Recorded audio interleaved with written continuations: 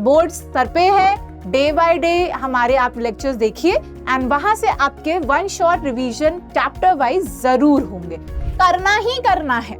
This is what actually rules are basically called. तो principles क्या कहते हैं? प्रिंसिपल्स ऐसे नहीं होते हैं, प्रिंसिपल्स होते हैं ब्रॉड, दे आर फ्लेक्सिबल। दूसरों की गलती से सीख जाना ज्यादा आसान है देन अपनी गलतियों से सीखना। कि मॉरल एंड एथिकल गाइडलाइंस है, लाइक ऑनेस्ट होना ही होना चाहिए, क्या सही है क्या एकदम गलत है, ये सारी चीजें बता देना। Hello everyone, I hope you all are doing very well. तो बच्चा लोग, आई होप आपकी तैयारी सही चल रही होगी। तो मैं श्वेता तिवारी अगेन आपके लिए लेकर आई है second chapter of business studies. तो यहाँ हम अगेन नेक्स्ट चैप्टर का वन शॉट रिवीजन करेंगे एंड हम नेक्स्ट चैप्टर को भी इजी लैंग्वेज, बहुत अंडरस्टैंडेबल वे में कहानियों के साथ यहाँ पे हम इसमें भी चीजें कंप्लीट करेंगे। तो फर्स्ट चैप्टर में अगर आपको कोई कंफ्यूजन हो, कोई क्वेरी हो, तो you can drop in the comment section and वहां से हम आपके क्वेरीज पिक करके हम आपको नेक्स्ट सेशन में जरूर आंसर करेंगे। तो बोर्ड सर पे है, डे बाय डे हमारे आप लेक्चर्स देखिए एंड वहां से आपके one shot revision chapter wise जरूर होंगे। तो आज का जो चैप्टर बच्चों मैं आपके साथ कवर करने वाली हूँ, it is principal of management. बहुत कंफ्यूजिंग चैप्टर लगता है काफी बच्चों को। काफी बच्चे ऐसे सोचते हैं कि मैम इसमें तो बहुत रटना है। तो रटना नहीं है, हम कुछ चीजों को ऐसे बात करेंगे आज ताकि ये आपके लिए आसान बन जाए। ठीक है, तो जो हम चीज कवर करने वाले हैं, it is the related to the principle of management. तो आई होप अब तक के जो टॉपिक थे वो क्लियर रहे होंगे।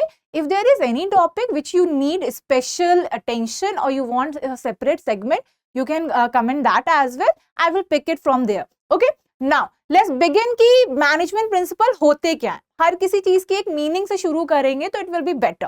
ठीक है, ओके। सो मैनेजमेंट प्रिंसिपल क्या है, वर्ड बाय वर्ड, एंड हम यहाँ सारी चीजों को समझेंगे। मैंने आपके लिए शॉर्ट नोट्स की पीपीटी भी बना दी है। These are the one liners that are prepared by me for you and these things are based on the NCERT content. तो वहां से यहाँ पे मैंने आपके लिए वन लाइनर्स बनाए हैं। ऐसा नहीं होगा कि आपका कुछ भी कंटेंट वहां से मिस आउट हुआ होगा। ठीक है, सो एनसीईआरटी बेस्ड आपको यहाँ पे मैं वन लाइनर नोट्स के बेसिस पे आपको रिवाइज करवाऊंगी। So this is purely on the NCERT based and the content which is followed basically overall देखा जाए ब्रॉडली हर एक सेगमेंट में बिजनेस स्टडीज में इस तरह से ही फॉलो होता है। तो इन सारी बातों का ध्यान रखते हुए I have brought these notes and revisional notes for you. तो लेट्स बिगिन। मैनेजमेंट प्रिंसिपल क्या है? तो देखो इसमें हम वर्ड बाय वर्ड करेंगे। It is broad general guidelines. ठीक है, तो देखो प्रिंसिपल्स और रूल में बहुत बड़ा फर्क होता है। रूल तो आप सब जानते हो, जैसे आपके स्कूल का रूल है, ठीक है, सुबह 7 बजे आना है, दोपहर को 2 बजे छुट्टी हो रही है, तो ये रूल है। 7 बजे आओगे, वरना अगर लेट हो गए तो या तो एंट्री नहीं मिलेगी, या तो कुछ पनिशमेंट मिलती है, ठीक है, या तो आपके पेरेंट्स को कॉल चला जाता है। ठीक, सो इसी तरह आपका शेड्यूल बनता है, टाइम टेबल बनता है, उसको फॉलो करना ही करना है। आप क्लास बंक नहीं कर सकते हो, क्लास बंक करोगे तो पनिशमेंट मिलेगी। ये सारी चीजें रूल्स होती हैं। ठीक है, रूल कहते हैं करना ही करना है। This is what actually rules are basically called. पर प्रिंसिपल्स क्या कहते हैं? प्रिंसिपल्स ऐसे नहीं होते हैं, प्रिंसिपल्स होते हैं ब्रॉड, दे आर फ्लेक्सिबल। मतलब ये एक आपके बहुत ही वाइड वे में, मतलब इनका जो स्कोप है it is wide and also it they are the one which can be said that it is flexible in nature, जो सिचुएशन टू सिचुएशन अडैप्ट किया जा सकता है। ऐसा नहीं है कि लक्ष्मण की लकीर नहीं है कि भाई यही हम इसी को फॉलो करेंगे, नहीं, इट्स नॉट लाइक दैट। ठीक है, इट इज मोस्ट लाइक कि आप सिचुएशन को समझिए, ऑब्जर्व करिए, उसके अकॉर्डिंग इन प्रिंसिपल्स को लगाया जा सकता है, इन प्रिंसिपल को फॉलो किया जा सकता है।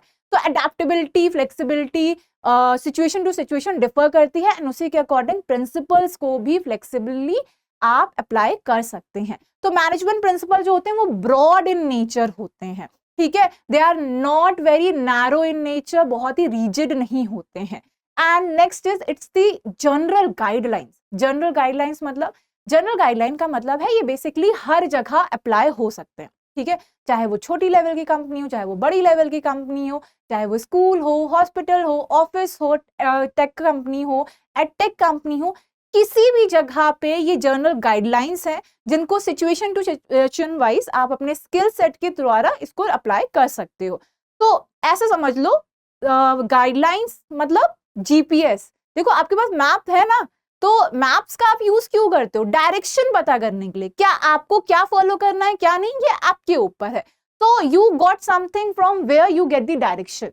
अब लाइक वी आर हियर, ठीक है, तो हम आपको यहाँ पे डायरेक्शन दे रहे हैं, आप उसे किस तरह से फॉलो कर रहे हो ये आपके ऊपर है, ठीक है। हम आपको चलने का तरीका बता सकते हैं, हम आपको ये बता सकते हैं कि आप क्या क्या कर सकते हैं या क्या क्या चीजें फॉलो कर सकते हैं, बट आप इन सब चीजों को एनालाइज करके, आराम से देख के, ऑब्जर्व करके, जो आपको लग रहा है कि आप अडेप्ट कर सकते हो, आपकी सिचुएशन के अकॉर्डिंग सही है, आप उसको फॉलो करके चलोगे, ठीक है। तो ये जनरल गाइडलाइंस होते हैं। तो guidelines act like the GPS, ठीक है, it act like your GPS, जो कि आपको डायरेक्शन बताएगा, बट आपको रोड बना के ये नहीं कहेगा कि आपको नहीं इसी पे चलना है, ठीक है। तो it give you the direction. Now, these are the broad and general guidelines for the decision making and behavior. Basically, management principles ये जो flexible in nature है, which provides you the direction, ये एक तरह से बेस बन जाता है। इन्हीं के बेसिस पे डिसीजन मेकिंग करी जाती है, एंड इन्हीं के बेसिस पे decision making process and human behaviour को समझना बहुत आसान हो जाता है, वरना ये बहुत ही मुश्किल होगा चीजों को समझना। तो principles are that which are the principles are just like the guidelines, they are the road map, ठीक है, जिसको हम देख के समझ सकते हैं कि अच्छा ये चीजों से भी काम हो सकता है। देखो, दूसरों की गलती से सीख जाना ज्यादा आसान है देन दी अपनी गलतियों से सीखना। तो प्रिंसिपल को कुछ ऐसे ही मानो कि कुछ लोगों ने ट्रायल एरर टेस्ट करके कुछ बातें क्रिएट करी होंगी, प्रिंसिपल्स पे काम किया होगा, अब उनको सुन समझ के आगे थोड़ा अपनी सिचुएशन के अकॉर्डिंग इवोल्यूशन उसमें लाना, एंड देन उसमें क्या कहते हैं रिविजनली थिंग्स लाना, सो दैट आप उसको आके जाके उसी के अकॉर्डिंग अप्लाई कर सके, ठीक है। बट यहाँ पे ये देखना कि नहीं, अगर आप बहुत रिजिड हो जाएंगे, नहीं हम अपने तरीके में करेंगे, हमें अपनी चीजें, तो देखो ऑलरेडी किसी ने उस वे में काम कर रखा है, ऑलरेडी किसी ने ये सारे ट्रायल एंड एरर कर रखे हैं, ऑलरेडी किसी ने वो सारी गलतियां कर रखी हैं, तो उन गलतियों को क्यों रिपीट करना है ना। उन गलतियों को रिपीट करने से अच्छा है कि हम वहां से समझे कि देखो ये चीजों पे काम हो चुका है एंड ये फायदा हुआ था, इनसे काम हो गया था, और इनका जो आउटपुट है वो भी बहुत अच्छा था। तो वहां से सीख के चलना ज्यादा आसान है ना। देखो, कभी भी ये कहता है ना कि जब दूसरों को हम गलती में करते देखते हैं तो उससे हमें पता चलता है अच्छा ये नहीं करना है, ये करने से ये गलत डिसीजन लिया जा रहा है एंड ये गलत आउटपुट आ रहा है। तो दूसरों की गलती से समझ जाओ, अपनी गलती से जब आप सीख रहे होते ना, वो थोड़ा ज्यादा नुकसान देता है, ठीक है। ओके, सो ये ब्रॉड एंड जनरल गाइडलाइंस है ताकि डिसीजन मेकिंग में एंड बिहेवियर को, ओवरऑल बिहेवियर को समझने में ये हेल्प करते हैं। तो these are the guidelines for the better decision making and for the behaviour understanding. Now principles को क्या नहीं कहा जा सकता है, जैसे कुछ लोग होते हैं ना, प्रिंसिपल क्या है, टेक्निक है, नहीं साइंस है, एकदम प्योर साइंस है, साइंस तो है पर प्योर साइंस नहीं है, या it just the values, moral values हैं। तो अक्सर लोग प्रिंसिपल को इन टर्म्स से कंफ्यूज करते हैं। नो, प्रिंसिपल्स का फीचर्स और ये जो टर्म्स इनको डेडिकेट किए गए, इससे ये डिफरेंट, ये कोई वैल्यूज नहीं है, ये कोई टेक्निक नहीं है, ये कोई प्योर साइंस नहीं है, ठीक है। तो यहाँ पे हम वही डिफरेंस समझेंगे कि ये प्रिंसिपल को इन सारी चीजों के नाम से क्यों नहीं बुलाया जा सकता है, ठीक है। तो जैसे पहला है, अक्सर लोग कहते हैं प्रिंसिपल कुछ नहीं, प्योर साइंस है, नहीं ऐसा नहीं है।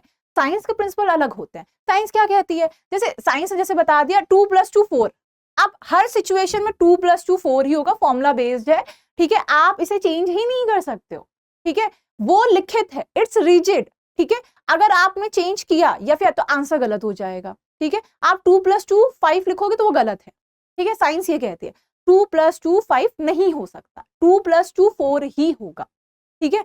बट ऐसा प्रिंसिपल नहीं कहता है, ठीक है।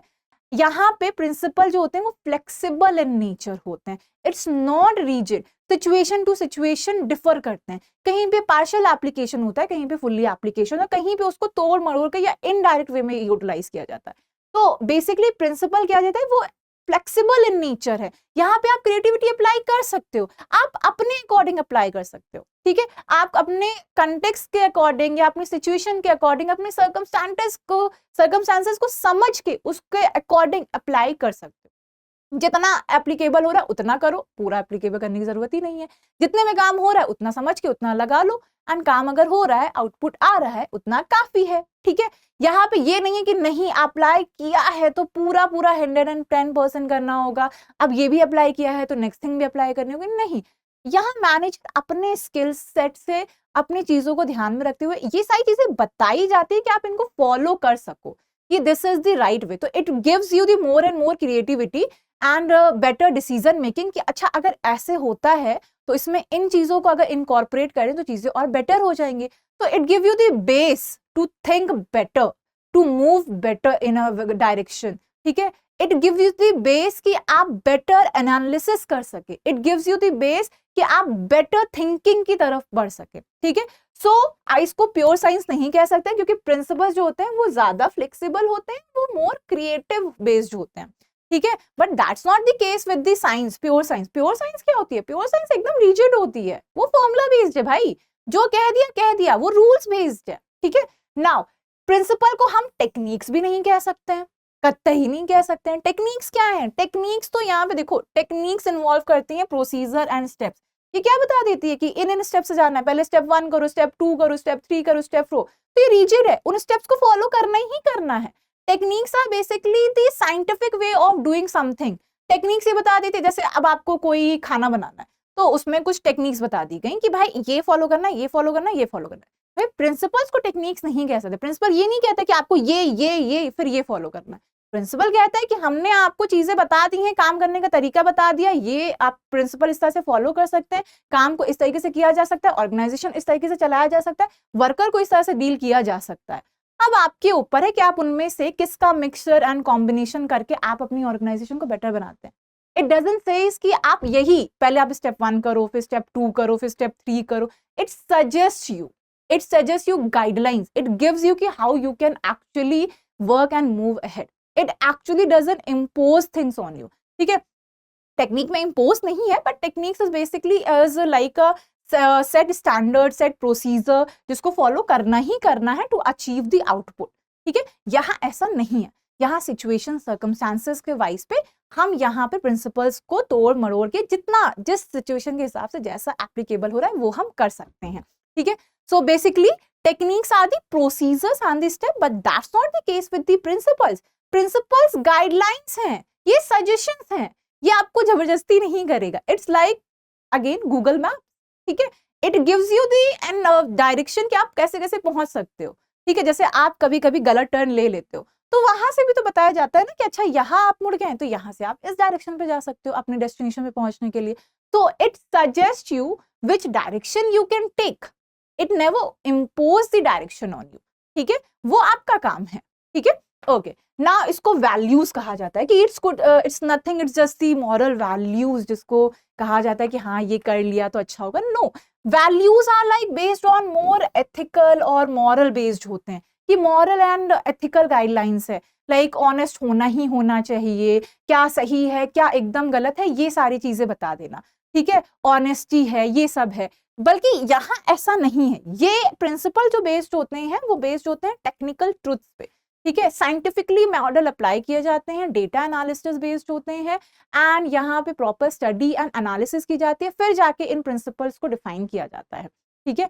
तो यहाँ भी ये नहीं बताया जाता है कि सही या गलत क्या है, यहाँ पे चीजें बताई जाती हैं कि टेक्निकल ट्रुथ्स क्या हो सकते हैं, क्या सही यहाँ पैमाने पे काम किस तरह से किया जा सकता है, ठीक है। So it's more like the technical truths than the moral and ethical guideline, ठीक है। लाइक अगर हम बात करें टोयोटा के जो एक प्रिंसिपल है, रियल वर्ल्ड कनेक्शन यहाँ पे है। टोयोटा का प्रिंसिपल है कि वो ऑनर करता है लॉ, रिस्पेक्ट करता है कल्चर को, और यहाँ पे it's respecting the culture and वो ग्लोबल विजन गाइड करता है टू द ग्लोबल विजन।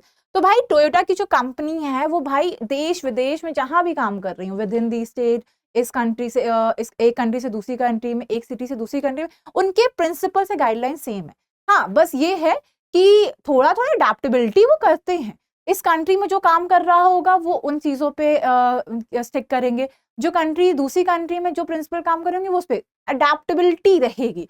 कि सिचुएशन वाइज आप यहाँ पे बात करें कि हम बात कर सकते हैं कि जहाँ पे जिस तरह से प्रिंसिपल एप्लीकेबल होंगे, जो चेंजेस होंगे वो रिक्वायर्ड अडेप्ट किए जाएंगे। सो it is more like flexible in nature, ठीक है। उनके कुछ गाइडलाइंस हैं तो वो उसे फुलफिल करेंगे। अब जहाँ honouring the law, honouring the rules and regulation of the country regarding the working culture, तो वो हर कंट्री का अलग अलग होते हैं, तो वो हर कंट्री के अलग अलग जो वर्क कल्चर है, जो वर्क गाइडलाइंस है, जो रूल्स एंड रेगुलेशन, वो उसे फॉलो करते हैं।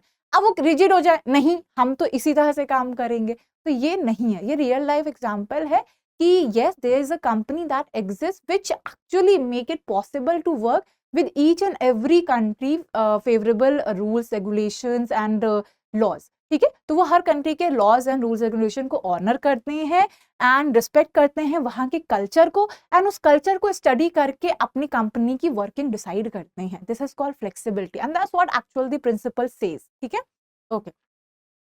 नेक्स्ट हम बात करेंगे नेचर ऑफ मैनेजमेंट प्रिंसिपल। इसमें हम और जानेंगे कि मैनेजमेंट प्रिंसिपल्स होते क्या हैं, तो ये और अच्छे से बेटर वे में मैनेजमेंट प्रिंसिपल को डिफाइन करते हैं। तो यहाँ मैंने आपको याद करने का तरीका यहाँ बताया है, ठीक है, क्योंकि कुछ पॉइंट्स होते हैं जिनको हमें लिख के आना ही आना है, वो पॉइंटर्स आप एक बार समझ लोगे तो आपको जब वहां पे सिग्निफिकेंस या नेचर मेंशन करना है तो ये पॉइंटर्स ही बहुत काम आते हैं। ठीक है, so it is like UGF BCC, UGF फिर बीसीसी।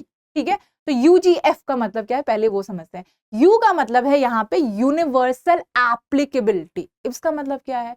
इसका मतलब यहाँ पे इट अप्लाइज टू ऑल, हर जगह अप्लाइड है। ठीक है, कहीं भी अप्लाई कर सकते हो, छोटे लेवल की कंपनी, बड़े लेवल की company, hospital, schools, infrastructure based company, edtech based company, ये प्रिंसिपल हर जगह फ्लेक्सिबली आप इन्वॉल्व फ्लेक्सिबिलिटी इंश्योर करते हुए हर जगह अप्लाई कर सकते हो, कि इतने फ्लेक्सिबल इन नेचर हैं।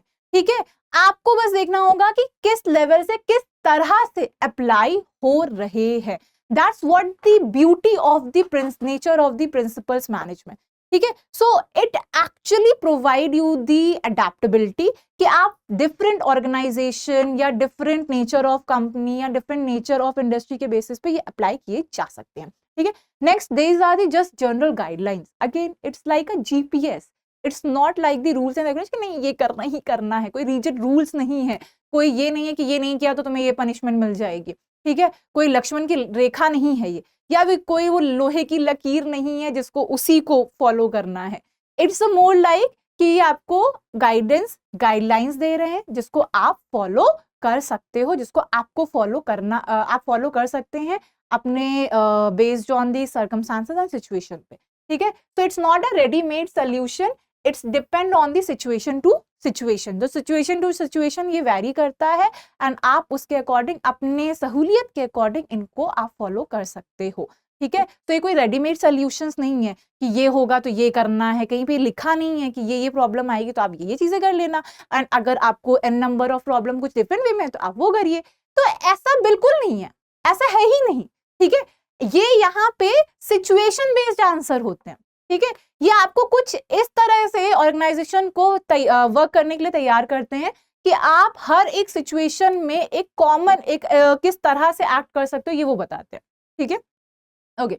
Now it is form by the practice, evolutionary natures होते हैं ये प्रिंसिपल्स, एंड ये बेस्ड होते हैं ऑब्जर्वेशन एंड एक्सपेरिमेंट पे। यस, ये ऐसे नहीं है कि रात में एक दिन कोई नेटफ्लिक्स की सीरीज नहीं थी कि एक दिन बैठ के काम किया और उसको खत्म कर दिया। होता ना नेटफ्लिक्स सीरीज में यही तो करते हैं, एक दिन बैठे रात में जगे एंड सारी सीरीज हमने खत्म कर दी, अगले दिन हमने सबको बता दिया कि इस सीरीज में ऐसे ऐसे हो रहा है। So it's not like that, it's a process which actually goes on and on. It's a continuous process. And अगर हम कहीं भी अप्लाई भी करते हैं तो वहां पे भी ऐसा कंटिन्यूअस प्रोसेस, हमें जहाँ पे उसको हमेशा इसको ऑब्जर्व करना है, हमें इसको समझना है एंड उस बेसिस पे हम वहां पे काम करते हैं। ठीक है, हम यहाँ पे उसको एनालाइज करते हैं कि क्या वहां पे किस तरह से काम होगा, कैसे काम होगा, उसमें जो एरर्स आ रही हैं उसको समझ के उसको रिमूव करके उसमें बेटर चीजें इनकॉर्पोरेट करना। तो इट्स एवोल्यूशनरी इन नेचर। किसी ने इस पे ट्रायल एंड टेस्ट किया होगा, किसी ने अपनी गलतियों से सीखा होगा, तब जाके इसमें क्या कहते हैं चीजें प्रिंसिपल्स क्रिएट किए होंगे। तो जब किसी ने ऑलरेडी काम कर रखा है, why not study that and उसको बेस मान के हम अपने काम को और अच्छा बनाएं, है ना? Isn't it the best way to work? हम इसी तरह तो करते हैं, जैसे अगर हमें किसी ने बता दिया है कि रिविजन करने का सबसे अच्छा तरीका क्या है, तो आपने उसको बेस मान लिया कि अच्छा इस तरीके से काम कर सकते हैं। ठीक है, इस पे ये आपको बेसिक प्लान मिल गया, अब आपने उसमें अपनी चीजें अपने लेवल पे काम ऐड ऑन किया और उसको परफेक्ट बना दिया। ठीक है, तो यहाँ पे हमारे पास ऑलरेडी प्रिंसिपल्स हैं which is evolutionary in nature, जो टाइम पे चेंज होंगे। ये कोई रिजिड नहीं है कि उस समय सिर्फ चले आ रहे थे, नहीं, विद टाइम इनमें एवोल्यूशन आया है। ठीक है, विद टाइम पे हर एक ऑर्गेनाइजेशन की अडेप्टेबिलिटी अलग हुई है, ठीक है। एंड ये कुछ इस तरीके से फॉर्म्ड है कि with the change in the time, with the change in the situation, with the change in the work environment, it actually evolved, ठीक है। That's what the principles of management is. It's evolutionary in nature, observation and experiment के base पे होते हैं, ठीक। Now it is flexible, it can be modified by the manager as per the needs. Yes, that's what the principle of management is. ये आप modify कर सकते हो। मॉडिफाई मतलब ये आपकी जो सर्कमस्टांसेस है, सिचुएशन है, उसके according it's flexible in nature, ठीक है। सो फ्लेक्सिबिलिटी का मतलब यही है कि मैनेजर्स जो हैं ये अपने अकॉर्डिंग इसको अप्लाई कर सकते हैं, स्किल के अकॉर्डिंग, नीड के according. So that's what the meaning is. As per the manager's need, it can be modified. It can be actually we can analyze it in a different way and then can apply in the another way which suits the best to the situation and the circumstance. Okay? तो यहाँ पे हमने कुछ points cover किए हैं। अब हम next point पे जाएंगे and इसमें अगर हम 2-3 point पे add करेंगे तो कुछ वो इसी तरह से होंगे। So now we will move to the next point. So it is basically fixed by the manager as per the need. Next is the manly behavior. देखो ये जो प्रिंसिपल्स हैं ये मशीन्स के लिए नहीं बनाए गए, ये किसके लिए बनाए गए, ये इंसानों के लिए बनाए गए हैं। अब ह्यूमन है, कोई मशीन तो है नहीं, तो उसके क्या कहते हैं, बिहेवियरल साइंस पढ़ना जरूरी है। ह्यूमन बिहेवियर की अंडरस्टैंडिंग होनी जरूरी है, ठीक है। कब कैसे थकान हो सकती है, मोटिवेशन फैक्टर क्या हो सकते हैं, एंड ये जानना कि कब वो क्यों अपसेट है, फटीग स्टडी करना, मोशन स्टडी करना, उनके क्या कहते हैं पर्सनल लेवल पे जाके चीज़ों को भी समझना, पर्सनल प्रॉब्लम्स को भी समझना, एंड यहाँ पे मोटिवेटिव फैक्टर इंश्योर करना ऑर्गेनाइजेशन। तो ये सब कुछ आता है बिहेवियरल में। एंड यस, प्रिंसिपल्स कुछ इस तरीके से डिजाइन किए जाते हैं, इनका कुछ नेचर ऐसा होता है कि ये इन्फ्लुएंस करते हैं ह्यूमन नेचर को एंड रिलेशनशिप को। Relationship it means the in the organisation, आप वर्क प्लेस पे, ठीक है। अब ऐसे काम करना कि नहीं हम काम देते जाएंगे, हम नहीं समझेंगे वो कितना वर्कलोड उठा सकता है पर्सन एंड कितनी एफिशिएंसी के साथ कर सकता है, उनकी चीज़ों को, उनकी प्रॉब्लम को समझना नहीं, उनको बताना नहीं है कुछ, तो this actually will create a bad environment in the organisation. And जहाँ पे चीज़ों को आसानी से करना आसान नहीं होगा, एंड उस समय लोग यही समझेंगे कि भाई ठीक है हम अपने हिसाब से कर लेंगे, तो ऐसा नहीं होता है। फिर वहाँ पे हर कोई अनहैप्पी होके काम करेगा, there will be so much of conflict, confusion, ठीक है। तो यहाँ पे प्रिंसिपल्स जो होते हैं वो हेल्प करते हैं अंडरस्टैंड करने में कि ह्यूमन नेचर कैसा है एंड किस तरह से relationship in the organisation impact होता है। Yes, a good relationship is essential for the good management, ठीक है। Now principle of management depend होता है, actually it is a cause and effect feature, जहां पे हम देखते हैं कि ये कॉज एंड इफेक्ट को अंडरस्टैंड करता है। It analyse the causes and the effect. जैसे कि अगर इट इंडिकेट करता है कि अगर हम एक्स थ्योरी अप्लाई करेंगे तो हमें वाई करके कुछ लाइकली रिजल्ट होगा, ये नहीं कहता कि हमें यही रिजल्ट मिल जाएगा। इट सेज कि if we are going to do this we can achieve following output, ठीक है। वी कैन मतलब कुछ इस तरह से हमें आउटपुट मिल जाएगा या इस तरह से हम अपने ऑब्जेक्टिव अचीव कर सकते हैं, ठीक है। तो यहाँ पे ये नहीं होता कि हमने सारे एफर्ट्स लगा लिया and we are very sure कि नहीं ऐसे ही होना। जैसे अभी मैं आपके लिए वन शॉट लेकर आई हूँ, तो ये मेरी प्रैक्टिस है, ये मेरा मानना है कि अगर मैं आपके लिए ये वन शॉट लेकर आई हूँ, ठीक है, एंड आप इन्हें सुनते हैं, समझते हैं, इन पे वर्क करते हैं, और तो मेरा ये मानना है कि ये मेरी कोशिश आपको अच्छा रिजल्ट दे सकती है, ठीक है। Now rest depends on your side as well, ठीक है। एंड यहाँ पे then cause and effect relationship establish हो रहा है, ठीक है, आपके और मेरे लेक्चर्स, आपके और मेरे बीच में भी मेरा आपको ये लेक्चर्स देना, एंड आप ये किस तरह से परसीव कर रहे हैं, आपने किस तरह से इसको यूटिलाइज किया, ये एक इफेक्ट हो, ठीक है। So this actually has the impact as well, ठीक है। So yes, it understand the cause and effect relationship as well. Okay, next it's the contingent, and मतलब ये डिपेंड करता है on the prevailing situation at a specific time. So it actually depend कि prevailing situation क्या है at specific time, अभी के समय क्या दिक्कत आ रही है, कैसी आ रही है, एंड करंट सिचुएशन क्या है, and future course of action क्या हो सकता है, ये फिर डिसाइड करना, ठीक है। So it's in contingent in form, and basically अभी की सिचुएशन को एनालाइज करना with the reference of current situation, and then उसके बेसिस पे हम यहाँ पे बात करते हैं प्रिंसिपल ऑफ मैनेजमेंट को हम एप्लीकेबल कर सकते हैं.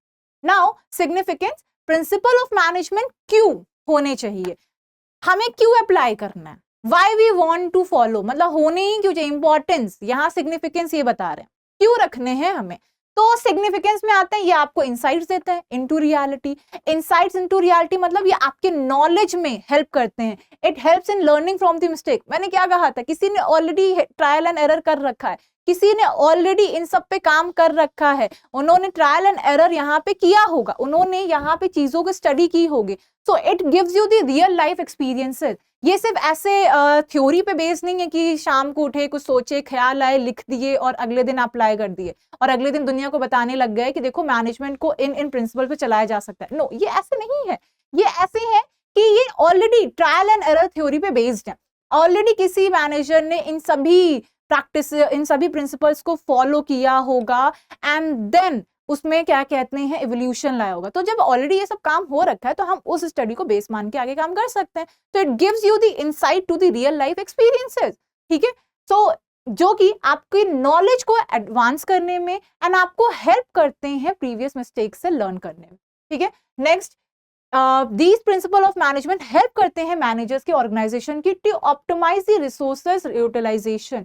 यहाँ पे रिसोर्सेज यूटिलाइजेशन का मतलब है कि if we agreed on the principles of management and हम इसे इनकॉर्पोरेट करने की जब कोशिश करते हैं बिजनेस में या ऑर्गेनाइजेशन में, तो it helps in optimising the resource utilisation, maximum benefit ensure करना एट मिनिमम कॉस्ट. क्योंकि ऑलरेडी ये आपको यहाँ इस तरह से मेथड्स होते हैं कि जो already trial and test base पे, एरर्स पे बेस पे होते हैं, जहां पे ऑलरेडी इन सब का ट्रायल चल चुका है, इन सब के पे काम हो चुका है एंड आपको एक स्टडी बताई गई है कि क्या किस तरीके से एक बेटर काम करने का क्या तरीका हो सकता है. एक scientific way, scientific management technique, scientific way of doing the things already है. तो आप उसको समझ के उसमें और चेंजेस करके अपने अकॉर्डिंग उसको अप्लाई कर सकते हो. So when somebody has already done this work, you can actually study those methods, and a business and management can study, a manager can study those methods and then try to incorporate in his or her own way. So this is what the meaning is कि principle of management actually focus करता है कि आप कैसे एक काम को अच्छे beneficial way में कर सकते हो, ensuring the minimum cost, ensuring कि जो resources लग रहे हैं उनका proper utilization कैसे हो सकता है. ठीक है, okay. Now it is based on the scientific decision. ये नहीं मनमाना डिसीजन पन नहीं चलता है कि नहीं हम तो ऐसे ही करते आए काम तो अभी भी ऐसे करेंगे. It focus more on the scientific decision जो कि बेस्ड होते हैं लॉजिक रीजनिंग पे, जो कि बेस्ड होते हैं रियलिस्टिक सिचुएशन पे, फैक्ट्स पे, डेटा पे. अनरियलिस्टिक चीजें वहां पे नहीं कंसिडर की जाती है. जहां पे कोई ये कहे कि इस तरह से भी तो काम किया जा सकता है या फिर ऐसे कर लें तो कैसा लगेगा, तो it is what, it's a guess work. तो गेस वर्क पे मैनेजमेंट नहीं चलता है. ठीक है, डेटा पे चलता है, स्टडी पे चलता है, एनालिसिस पे चलता है. ठीक है, that's what principles of management provide. It helps in providing the better basis of decision making process.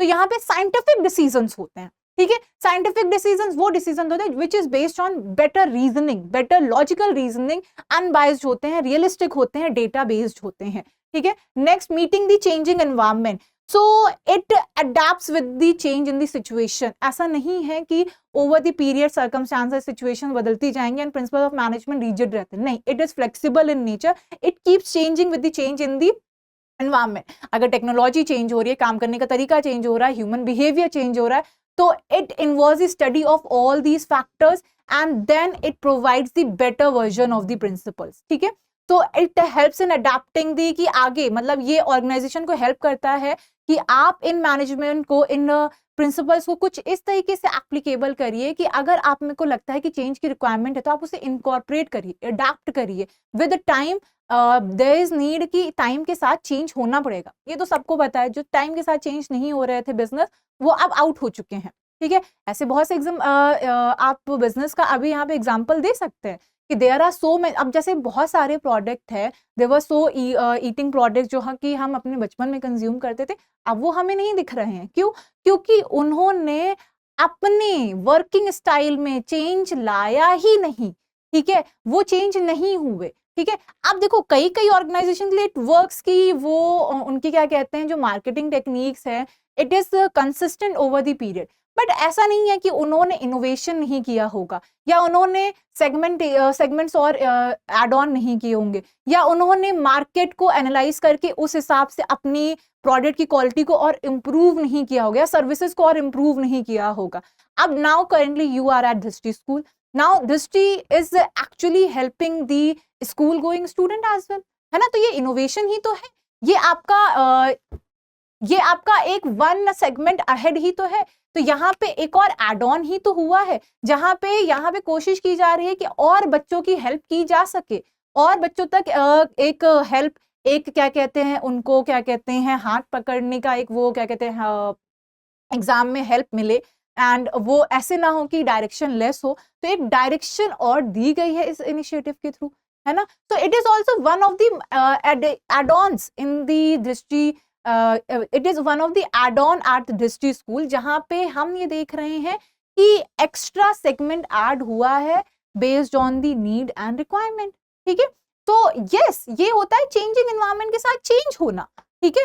So it is very necessary and principles of management helps in, मतलब ये इंपॉर्टेंट इसी रेफरेंस से है। दूसरा है सोशल रिस्पॉन्सिबिलिटी। सोशल रिस्पॉन्सिबिलिटी मतलब company का ये काम नहीं है, बिजनेसेस का ये काम नहीं है कि सिर्फ सोसाइटी के रिसोर्सेज को यूज करते जाएं प्रॉफिट कमाते जाएं। अगर आप सोसाइटी से कुछ ले रहे हैं तो आपको सोसाइटी को कुछ वापस भी करना होगा in the forms of the better services, in the forms of the better facilities, ठीक है। अब यहाँ पे कॉर्पोरेट सोशल रिस्पॉन्सिबिलिटी का भी रोल बहुत प्ले होता है, जैसे कि यहाँ पे भेल टाउनशिप्स जो हैं, तो भेल टाउनशिप्स जो थे इन्होंने क्या कहते हैं better schools, locality and housing ये सब ओपन करे ताकि अफोर्डेबल कॉस्ट पे ये सारी सर्विसेज जनरल पब्लिक को अवेल हो सके, ठीक है। वहां पे भले ही ये उनको हो कि उनको एक कॉस्ट बियर करनी पड़ी होगी, बट उन्होंने इसलिए किया ताकि जो रिसोर्स है वो यूज करते वो सोसाइटी के ही थे, तो सोसाइटी तो उसे यूज नहीं कर रही थी, वो यूज कर रहे थे अपने बिजनेस के लिए। तो इस तरह से जब उन्होंने जो चीज सोसाइटी से ली तो उन्होंने ये भी कोशिश करी कि हम इस जो भी हम प्रॉफिट कमा रहे हैं हम अफोर्डेबिलिटी क्रिएट करें for the general public. That's what the Lijjat papad is one of the case study which is mention in the NCERT. उसमें भी यही लिखा है कि ये एक वुमेन एम्पावरमेंट का एक बिजनेस था जिन्होंने स्टार्ट किया था बहुत कम से और आज के समय पे इट इज फेमस, ठीक है। So this is one of the examples जहां पे हम बात करते हैं कि सोशल रिस्पॉन्सिबिलिटी भी एक बड़ा फैक्टर यहाँ पे हम देखते हैं कि हमारा अचीव होता है with the help of the principles of management. Now training and research with the principle of management ensure करते हैं कि it provide the training and research. आपका जो भी ये कोर्स करिकुलम आप पढ़ते हो बिजनेस स्टडीज में जो अभी आप पढ़ रहे हो, फिर इसका एडवांस वर्जन आप बीबीए बीकॉम में पढ़ोगे एंड फिर इसका एडवांस वर्जन एमबीए में पढ़ोगे। इन सभी चीजों को अप्लाई करने का तरीका भी सिखाया जाता है जहां पे आपको इंटर्नशिप, ट्रेनिंग एंड ये सारी चीजें बढ़ाई जाती हैं विद द प्रैक्टिकल की प्रैक्टिकल एप्लीकेबिलिटी की कहाँ कहाँ एक्चुअल में अप्लाई हो सकता है। So it is basically the principles of management are the basis जिसके बेसिस पे ये सारी चीजें क्रिएट की जाती हैं। एमबीए बीबीए और ये बिजनेस स्टडीज का कोर्स करिकुलम इन्हीं बेसिस पे तो क्रिएट है। अगर तुम सोचो कि ये प्रिंसिपल्स ऑफ मैनेजमेंट नहीं होते तो बिजनेस स्टडीज का कोई सब्जेक्ट ही नहीं होता, पर बिजनेस स्टडीज का सब्जेक्ट है क्योंकि जरूरत है इसकी, ठीक है। खाली बिजनेस को अंदाजे से चलाना नहीं है, बिजनेस को स्ट्रैटेजिकली चलाना है। उसके लिए इन स्किल्स को क्रिएट करना, इन स्किल्स को समझना, प्रिंसिपल्स को समझना, मैनेजमेंट की वर्किंग को समझना, मैनेजमेंट ओवरऑल कैसे रन करना है स्मूथली, इसके लिए भी प्रिंसिपल लेट डाउन करना जरूरी पड़ा, ठीक है, जरूरी लगा। क्यों? क्योंकि कहीं ना कहीं ये एरर आ रहा होगा, कभी ना कभी किसी ने रियलाइज किया होगा कि इनकी नीड है, नीड जनरेट हुई तभी आज आप इस बिजनेस स्टडीज के सब्जेक्ट को पढ़ रहे हैं, अदरवाइज आप पढ़ ही नहीं रहे होते, है ना। ओके चलो बच्चों अब आगे बढ़ते हैं। अब हम इन दो महान लोगों को जानेंगे, ठीक है। इन दो महान लोगों ने ही ये प्रिंसिपल्स ऑफ मैनेजमेंट क्रिएट किए थे और कायदे से देखा जाए इन्हीं लोगों के हमें प्रिंसिपल पढ़ने हैं, ठीक है। They are the one who is behind the subject. अगर इन लोगों ने इतनी मेहनत नहीं करी होती इन प्रिंसिपल्स को क्रिएट करने में तो आज जो बहुत स्मूथली कुछ बिजनेसेस चल रहे हैं जहां पे मैनेजमेंट अच्छे वे में इनकॉर्पोरेट करना आसान है क्योंकि हमारे पास ऑलरेडी एक बेसिस था। जिसको स्टडी करके, जिसको फॉलो करके, जिसको इवॉल्व करके आज एक बिजनेस का वर्किंग है, करने एक तरीका है वर्किंग करने का, एक मॉडल है, ठीक है, एंड एक बिजनेस को चलाने का मॉडल है, बिजनेस को स्मूथली रन करने का मॉडल है, वो इन्हीं लोगों की बदौलत है, क्योंकि इन लोगों ने ऑलरेडी एक बेस दिया हुआ था कि आप इस तरीके से चीजें देख सकते हैं। तो जब कोई नजरिया दे देता है कि चीजों को आसान तरीके से देखने का, तो चीजों को उस नजरिए से एंड उसमें और इम्प्रूवमेंट करना आसान हो जाता है, ठीक है। अब यहाँ पे मैं क्या कर रही हूँ, जैसे मैं आपको बिजनेस स्टडीज का एक नजरिया और बेहतर वे में दे रही हूँ।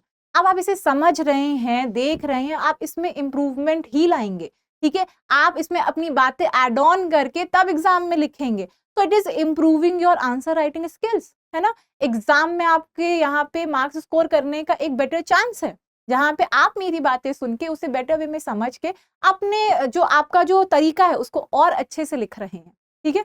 तो ये है जो इन लोगों ने भी यही काम किया था। यहाँ पे हम 2 थ्योरीज पढ़ेंगे, यहाँ पे हम 2 लोगों के प्रिंसिपल पढ़ेंगे। हम पहले पढ़ेंगे FW टेलर की एंड देन हम पढ़ेंगे हेनरी फ्योल के, ठीक है। इन्होंने जो किया था, ये शॉप फ्लोर पे थे, ये अमेरिकन मैकेनिकल इंजीनियर थे एंड इनका फोकस था साइंटिफिक मैनेजमेंट पे, मतलब इनका जो काम था फैक्ट्री लेवल पे ज्यादा था, ठीक है, क्योंकि ये खुद वहीं पे फैक्ट्री लेवल पे ज्यादा एम्प्लॉयड थे, तो वहां इन्होंने ऑब्जर्व किया, चीजें देखी, तो इन्हें लगा कि नहीं, बहुत अंदाजे में काम हो रहा है, कोई चीज को फॉलो करने को कोई तरीका ही नहीं है, एंड यहाँ पे हर कोई किसी भी डायरेक्शन में जा रहा है, कभी किसी ने बताया ही नहीं होगा कि एक proper operational efficiency and effectiveness को भी इनकॉर्पोरेट किया जा सकता है, इंप्लीमेंट किया जा सकता है। तो ये आई पिक्चर में, इन्होंने कहा कि नहीं, ये सब नहीं करना, अभी बंद करो, यहाँ पे बेटर एफिशिएंसी हो सकती है, इफेक्टिवनेस भी इंश्योर की जा सकती है, बस ये जो कुछ चीजें हैं इनको अवॉइड करनी पड़ेगी। तो इन्होंने हर चीज को फैक्ट्री लेवल पे देखा, समझा, ऑब्जर्व किया, फिर इन्होंने अपने प्रिंसिपल्स यहाँ पे बताए कि देखो, अगर ये चीजें हम इनकॉर्पोरेट कर सकते हैं बिजनेस में, मैनेजमेंट में, तो एक बिजनेस और अच्छे से चल सकता है, ठीक है। सो यहाँ पे ये अमेरिकन मैकेनिकल इंजीनियर थे, इनका फोकस है साइंटिफिक मैनेजमेंट। तो अब कोई आपसे कहेगा कि साइंटिफिक मैनेजमेंट के प्रिंसिपल्स किसने दिए थे, तो आपका आंसर क्या होगा, FW टेलर। देखो ये 1-1 मार्क्स में आते हैं, केस स्टडी भी आते हैं, इसीलिए आपको बहुत आसान वे में बता रही हूँ ताकि आपके दिमाग में रहे। तो FW टेलर मतलब साइंटिफिक मैनेजमेंट, ये याद रखना है, याद रहेगा, वेरी गुड, ठीक है, ओके। इनका मेन फोकस किस पे था, वर्कर्स की एफिशिएंसी पे, ठीक है। जो फैक्ट्री लेवल पे वर्कर काम कर रहे हैं, जो फैक्ट्री वर्कर्स हैं, उनकी एफिशिएंसी को और अच्छे से बढ़ाना, उनसे ज्यादा अच्छा काम करवाना, यही इनका मेन एम था। दूसरे आते हैं हेनरी फ्योल, ये थे ऑफिस लेवल पे। तो इन्होंने क्या किया, देखो इन्होंने तो फैक्ट्री लेवल पे समझा, इन्होंने ओवरऑल समझा, ठीक है, इन्होंने ऑब्जर्व किया, इन्होंने एनालाइज किया, इन्होंने बिलो लेवल से लेके टॉप मैनेजमेंट तक की चीजें समझी, तो इन्होंने ज्यादा बड़े लेवल पे काम किया और इन्होंने जो दिया कि पूरे ऑर्गेनाइजेशन को एक स्मूथ वे में कैसे चलाना है, क्या क्या चीजें इनकॉर्पोरेट कर सकते हैं, क्या क्या चीजें इंप्लीमेंट कर सकते हैं, इन्होंने वो बताया, ठीक है।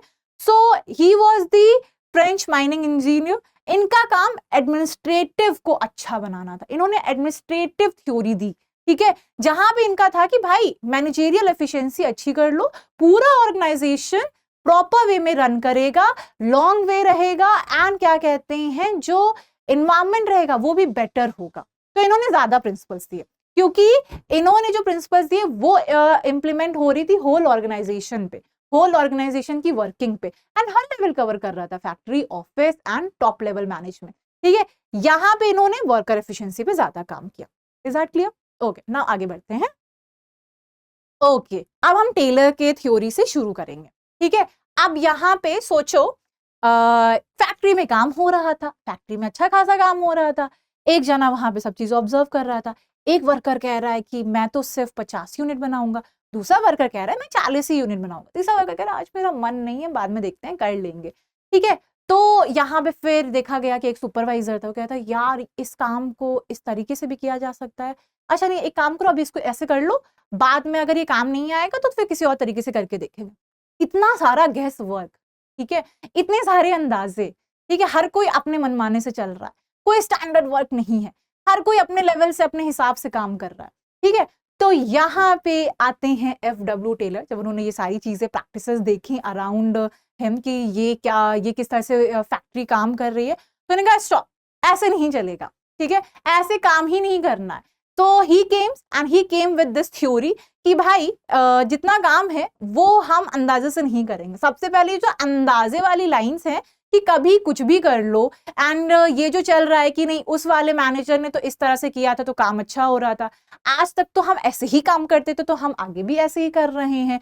एंड हाँ, ये थ्योरी मतलब ये इस तरह से जब हमने पिछली बार काम किया था तब तो काम आसान हो गया था, तब तो हमें इस पे जो हमारा आउटपुट था वो अचीव हो गया था, बट क्या अभी भी अचीव हो जाएगा? देखो यहीं पे क्या आया, मोनोटोनस है, ठीक है, मतलब जो पहले काम आ गया जरूरी है कि अभी भी काम आ जाए।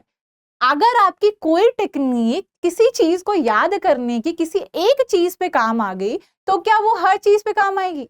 जरूरी तो नहीं है ना। जैसे जैसे आप आगे पढ़ते गए आपकी पढ़ाई करने का तरीका भी तो बदला है ना, आपकी चीजों को समझने का तरीका भी बदला है ना। जब आप बहुत छोटे थे हर चीज रट रहे थे, रटे जा रहे थे, फिर आपको किसी टीचर ने बताया कि नहीं समझ के पढ़ो, फिर आपने अंडरस्टैंडिंग, कॉन्सेप्चुअल अंडरस्टैंडिंग डेवलप करना शुरू कर दिया। अब आज के टाइम पे आप अपनी आंसर राइटिंग खुद कर सकते हैं क्योंकि आपके पास एक ऐसा टीचर है जो आपको कॉन्सेप्ट बता रहा है, एंड जब आप कॉन्सेप्ट समझ रहे हैं आपकी लिखने की जो एबिलिटी है वो बेटर हो रही है ना।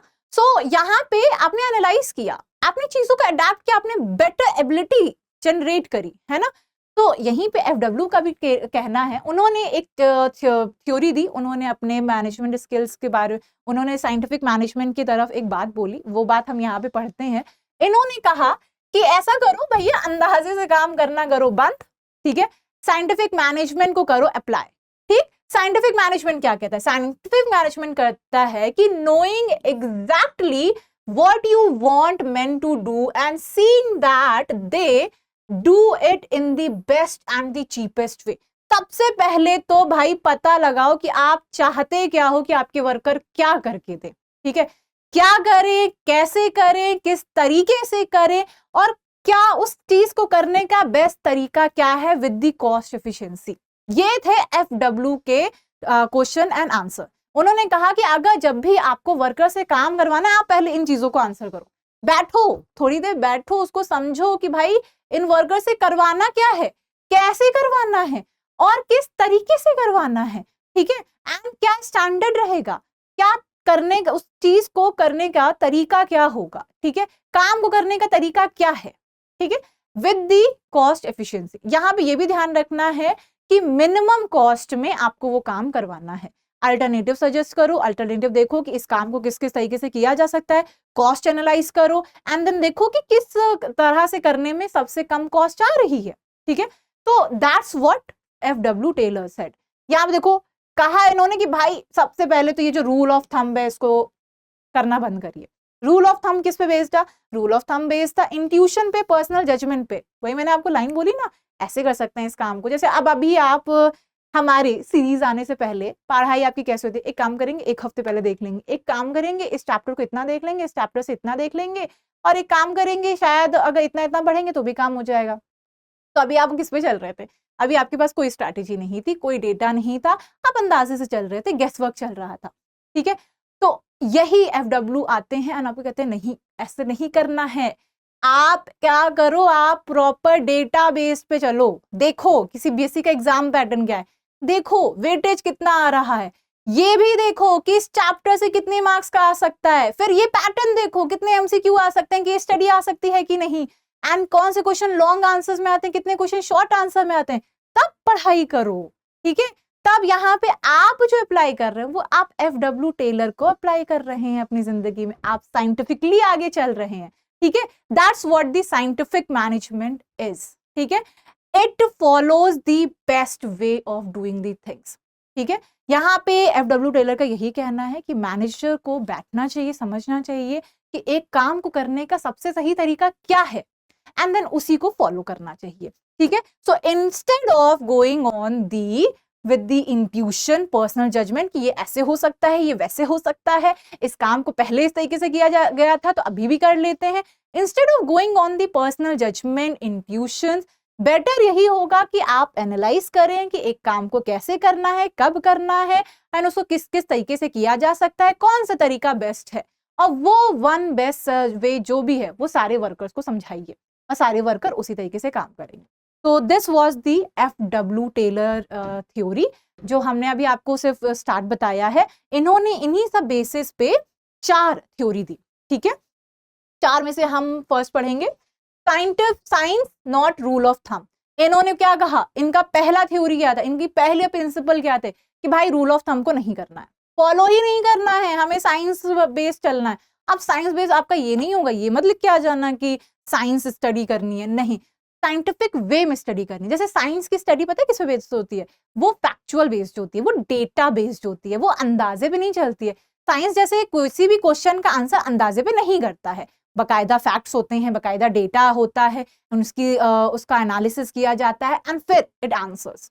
That's what FW Taylor said also, कि ऐसे अंदाजे से मत बताइए कि कितना काम हो सकता है, कितना काम नहीं। आप इसकी प्रॉपर स्टडी कर रही है कि कितना एक्चुअल में हो सकता है, कितनी एक्सपेक्टेशंस हम कर सकते हैं कि एक पर्टिकुलर वर्कर कितना एक दिन में काम करके देगा, ठीक है। सो इन्होंने कहा कि भाई ये जो इंट्यूशंस होते हैं इसको सबसे पहले तो डिस्कार्ड कर दो। ये जो लगने वाला कॉन्सेप्ट है कि मुझे लगता है कि एक वर्कर इतने काम कर सकता है, इसको हमें करना है डिस्कार्ड, ठीक है। इन्होंने कहा कि भाई ये रूल ऑफ थंब के अकॉर्डिंग तो हम नहीं चलेंगे, गेस वर्क तो नहीं चलेगा, इसको तो सबसे पहले हटाओ, टाटा बाय बाय, ठीक है। इन्होंने कहा इन्वेस्टिगेट करिए कि पहले किस तरीके से काम होता था, तब आउटपुट कितना होता था, फिर उसी के बेसिस पे आप स्टैंडर्ड मेथड डेवलप करिए, ठीक है। आप उसको इवैल्यूएट करिए, उसको इवैल्यूएट करने के बाद देखिए उसमें क्या क्या इम्प्रोवाइज करना है, उसमें क्या क्या बेटर आइडियाज और एड ऑन करने हैं, एंड देन देखिए कि आप कितना आउटपुट एक्सपेक्ट किया जा सकता है, ठीक है। ट्रेडिशनल मेथड की स्टडी करिए एंड देन उनको स्टैंडर्ड मेथड में डेवलप करिए, डेटा कलेक्ट करिए कि कैसे काम हो रहा था अभी तक, किन बेसिस पे काम होता है, क्या क्या एक्सपेक्टेशन हो रही थी, क्या आउटपुट आ रहा था, एक अच्छा आउटपुट पहले किस वजह से आ रहा था।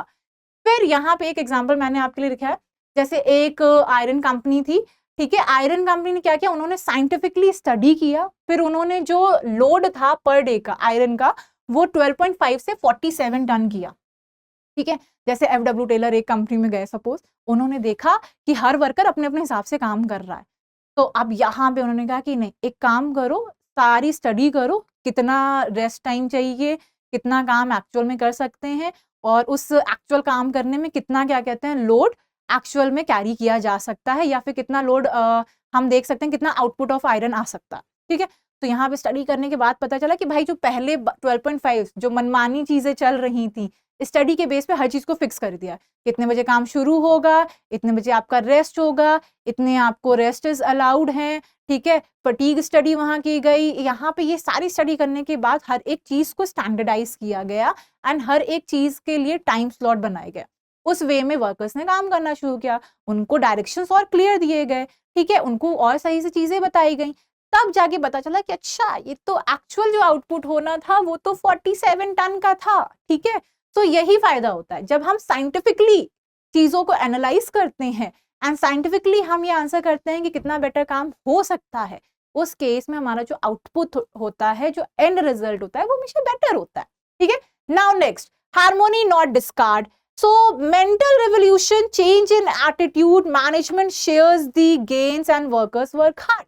Harmony not discord का मतलब है कि आपको यहाँ पे देखना है कि आपको सबका साथ सबका विकास पे फोकस करना है, यस, ठीक है। आपको सब ये नहीं होना कि मैं अपना काम कर लूंगा, मैं देख लूंगा, मेरा काम तो हो गया, ये नहीं, हमारा काम, हम सबका काम, ठीक है, हमारी कंपनी, ये जो हम वर्ड आ रहा है, हम सब साथ में करेंगे, मदद करना आसपास के लोगों की, अपने एम्प्लॉइज की, साथ में काम करना, एक हार्मोनी मेंटेन करना instead of doing the individualism, ठीक है। तो यहाँ पे अगर हम बात करें, एक जापानीज कंपनी है, उनके वर्कर्स का तरीका क्या होता है कि देखो वहां पे क्या होते हैं, वर्कर्स का तरीका ये है कि अगर उन्हें किसी चीज पे स्ट्राइक करना है तो वो बैच लगाते हैं, ब्लैक बैच, एंड वो उसके स्ट्राइक में उसको सिर्फ बैच लगाते हैं, उस समय वो और काम करते हैं। ये सिर्फ बताने के लिए कि हम कंपनी को तो अपनी फैमिली मानते हैं, हम कंपनी की बहुत केयर करते हैं, बट हम आपसे नाराज हैं, ठीक है।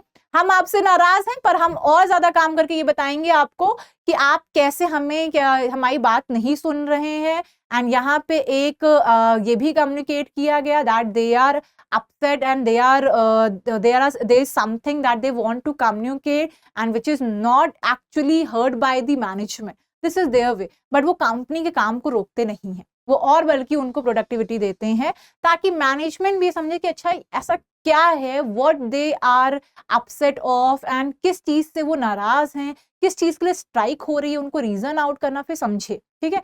तो जब ऐसी हार्मोनी एक बिल्डअप होती है, तो कंपनी के जो वर्कर होते हैं वो कंपनी को अपना समझते हैं, पर मैनेजमेंट को भी वर्कर के साथ चलना होता है।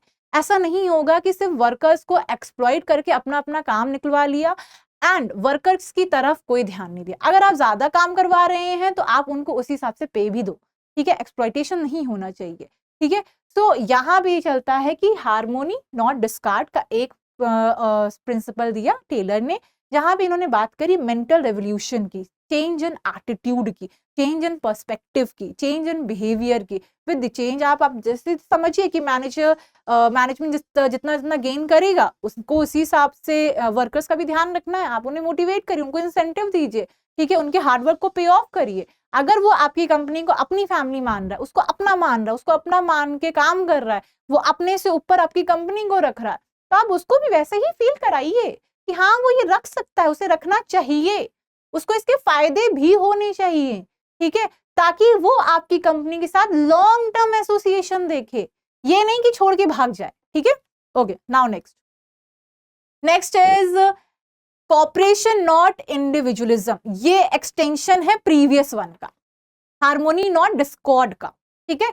अब वहां पे क्या था कि सबको आपस में बना के रखनी है, ठीक है।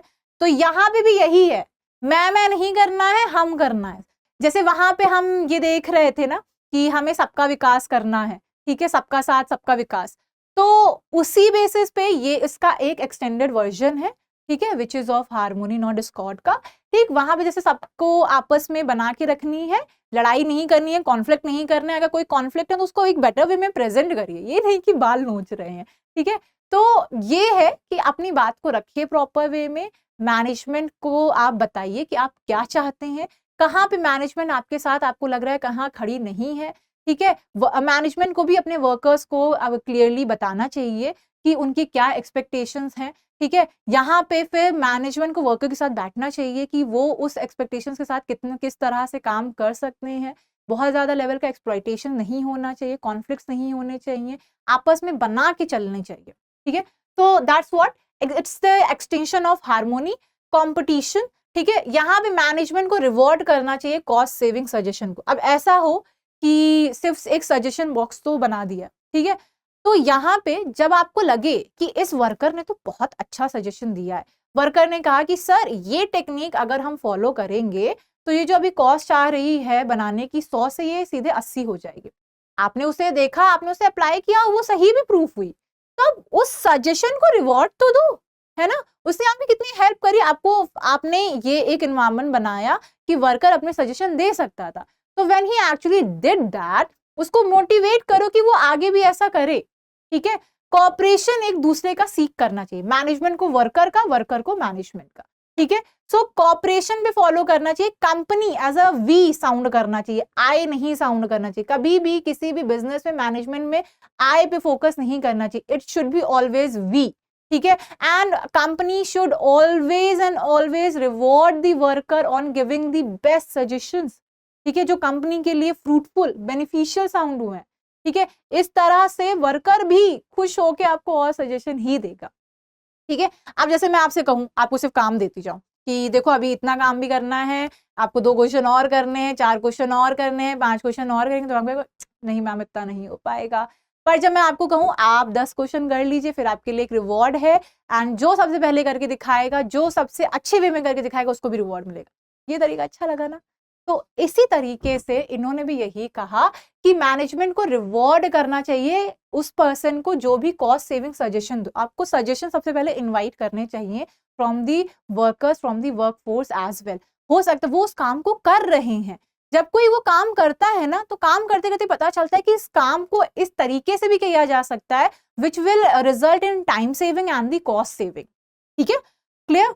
क्योंकि वो उस बारे में आसपास में बात करता है, जब वो आसपास से बात करता है उसको और आइडियाज आते हैं, क्योंकि वो उसमें एक्चुअल में लिव कर रहा है। आप तो ऊपर बैठ के डिसाइड कर रहे हो ना, workforce are the one who are actually performing that task, तो वो उसे और सामने से जान रहे हैं, ठीक है, okay. Now equal division of work और रिस्पॉन्सिबिलिटी, ऐसा नहीं होना चाहिए वर्कफोर्स में कि जो सेम स्किल अप्लाई कर रहे हैं एंड किसी एक के पास बहुत कम काम है, किसी एक के पास बहुत ज्यादा काम है, कोई एकदम लगा हुआ है, सुबह से उसको आराम करने का भी समय नहीं मिला और कोई सिर्फ आराम ही कर रहा है। तो यहाँ पे अगर सेम स्किल लेवल है तो आपका जो डिवीजन ऑफ वर्क होना चाहिए वो बराबर से होना चाहिए हर एक वर्कर पे, ठीक है। ऐसा नहीं है कि किसी को एक फेवर कर दिया, ठीक है, या किसी की तरफ लाइकनेस थी तो आपने उसको काम ही नहीं दिया, बस वो काम कर रहा है, तो ये कॉन्फ्लिक्ट क्रिएट करता है, ये नहीं करना है। इसी को कहते हैं इंश्योर करना cooperation from the workforce instead of focusing the individualism. Even workers को भी ये सिखाया जाता है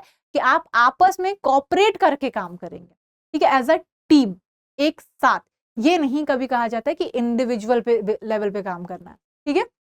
ओके, नाउ जैसे इम्प्लीमेंटिंग इसका एग्जांपल है इम्प्लीमेंटिंग द सजेशन बॉक्स, जहां पे workers are financially even rewarded अगर उनके आइडियाज एक्चुअली में वर्क करते हैं and it result in the cost saving. तो वहां पे मैनेजमेंट उन वर्कर्स को रिवॉर्ड भी देती है for giving the one of the best suggestions. Okay, now development of each person, ठीक है। अब यहाँ पे हर एक पर्सन के डेवलपमेंट पे काम करना चाहिए। It mean scientific selection of worker होना चाहिए based on this physical and mental capability. सीधा सीधा वही मतलब है, जिसको जो काम आता है, जिसमें वो परफेक्ट है, उसको वो काम दो भाई। अब जैसे कि मुझे यहाँ पे आपको कॉमर्स पढ़ाना आता है, पर मुझे कह दिया नहीं नहीं नहीं, आप कॉमर्स नहीं पढ़ाएंगे, आप साइंस ही पढ़ाएंगे, तो भाई वो तो मुझे आती ही नहीं है इतने अच्छे से, तो मैं कैसे पढ़ाऊंगी, ठीक है। तो ये वही काम हो गया कि मैथ सर को पीटी करने को कह दिया गया, ठीक है। अब वो एक लेवल तक कर भी लेंगे, क्या वो पीटी टीचर के जितना अच्छा कर पाएंगे? नहीं ना। तो यही होता है, ठीक है। यहाँ पे हमें देखना कि वर्कर की जो स्किल्स हैं उनके उसके बेसिस पे उनको वर्क असाइन करना, ठीक है। यहाँ हमें डेवलपमेंट इंश्योर करना है हर एक पर्सन का, ठीक। ओके, नाउ की पॉइंट यही है कि आप जब एक बार हायर करते हैं तो आपको देनी है उनको training. Training is very essential. अगर आप नई मशीन्स भी लेकर आते हैं एंड या फिर आप किसी नए वर्कर को भी लेके आते हैं, उसको पहले से काम पता है, तो उसको एक ट्रेनिंग तो दो, ठीक है, कि आपके यहाँ वो काम कैसे होता है। अब इसमें क्या होगा, अगर ट्रेनिंग नहीं दोगे, वो बैठ के खुद से फिगर आउट करेगा। वो जब बैठ के खुद से फिगर आउट कर रहा है तो उसमें टाइम लग रहा है, और हो सकता है वो सही कर रहा है कि गलत, वो तो उसको कर करके पता चलेगा ना। एक काम करो, हम यहाँ पे उसको ट्रेनिंग दे देते हैं, उसको पता चल जाएगा कि काम करने का सही तरीका क्या है ना। और काम करने के जब उसे सही तरीका पता चल जाएगा तो उसे सीखेगा भी तो उस ट्रेनिंग के दौरान। इस तरह से टाइम भी सेव हो रहा है, आपकी कॉस्ट भी बच रही है और आपके रिसोर्सेज खराब नहीं जा रहे हैं। तो ट्रेनिंग इज एसेंशियल, ठीक है। ओके, तो दैट्स व्हाट इट से, prosperity for both company and worker actually works better when the better training is provided, ठीक है। इसमें कंपनी का भी फायदा है और वर्कर का भी फायदा है, ठीक है। नाउ नेक्स्ट, यहाँ पे एक एग्जांपल देख लेते हैं। Providing special technical training for new machinery leading to higher productivity and increased wages for the workers. तो बेसिकली यहाँ पे कंपनी ने क्या किया, एक टेक्निकल ट्रेनिंग सेशन रखा फॉर ऑल दी वर्कर्स, क्योंकि नई मशीन आई थी, सबको समझाया गया, सबको ट्रेन किया गया कि उसको चलाना कैसे। अब ऐसे क्या होगा, अगर ट्रेनिंग ना दी जाती तो ये होता, वर्कर अपने हिसाब से काम कर रहे होते, ठीक है। उसको पहले एक्सपेरिमेंट करते कि वो चलती कैसे है, कैसे काम करेगी, कैसे चीजें होंगी। तो इस सब चीजों में क्या होगा, हो सकता है फेलियर हो जाए, ठीक है, मशीन खराब तक हो सकती है, तो it will cost to the workers, उनको भी चोट लग सकती है, उनके साथ भी कोई एक्सीडेंट हो सकता है, और मैनेजमेंट को दोनों तरफ से कॉस्ट होगा, उनके वर्कर्स को भी क्या कहते हैं, उनके साथ एक्सीडेंट हो सकते हैं, साथ ही साथ उनकी जो मशीन है वो भी खराब हो सकती है। तो proper training is a win win situation to both side, ठीक है।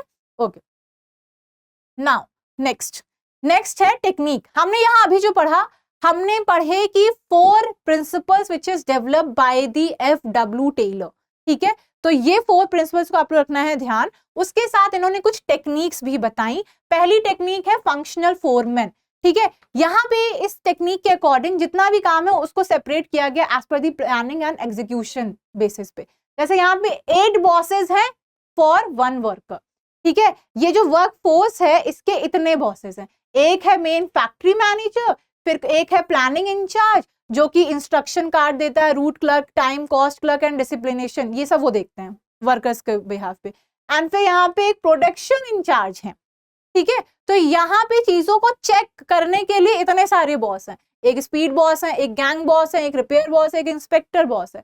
तो वर्कफोर्स की कैपेबिलिटी को चेक करने के लिए, उनको मेंटेन करने के लिए काम को कुछ इस तरीके से चेक ऑन किया गया, ठीक है। इसके यहाँ पे डिसाइड किया गया कि भाई एक काम करो, फंक्शनल फोरमैनशिप बना दो, ठीक है, एंड उसके अकॉर्डिंग हम यहाँ चेक करेंगे कि एफिशिएंसी आ रही है कि नहीं, ठीक है। तो यहाँ पे वर्कफोर्स के लिए इसमें डिवीजन कर दिया गया, एक जना नहीं चेक कर रहा है, यहाँ पे इन्होंने प्लानिंग इंचार्ज बनाया, यहाँ पे इन्होंने प्रोडक्शन इंचार्ज बनाया, प्लानिंग इंचार्ज में भी कुछ लोगों को यहाँ पे बना दिया इंचार्ज, जो कि ये सारी चीजें चेक कर रहे हैं, किसकी, वर्कर की, ठीक है। इसी तरह प्रोडक्शन इंचार्ज पे आए, प्रोडक्शन इंचार्ज ने इन 4 लोगों को बैठा दिया जो कि अपने लेवल पे सारी चीजें चेक कर रहे हैं। इस तरह से ये सारी चीजें चेक हो रही हैं सो दैट टू इंश्योर की बेटर एफिशिएंसी के साथ काम हो, इफेक्टिवनेस के साथ भी, ठीक है।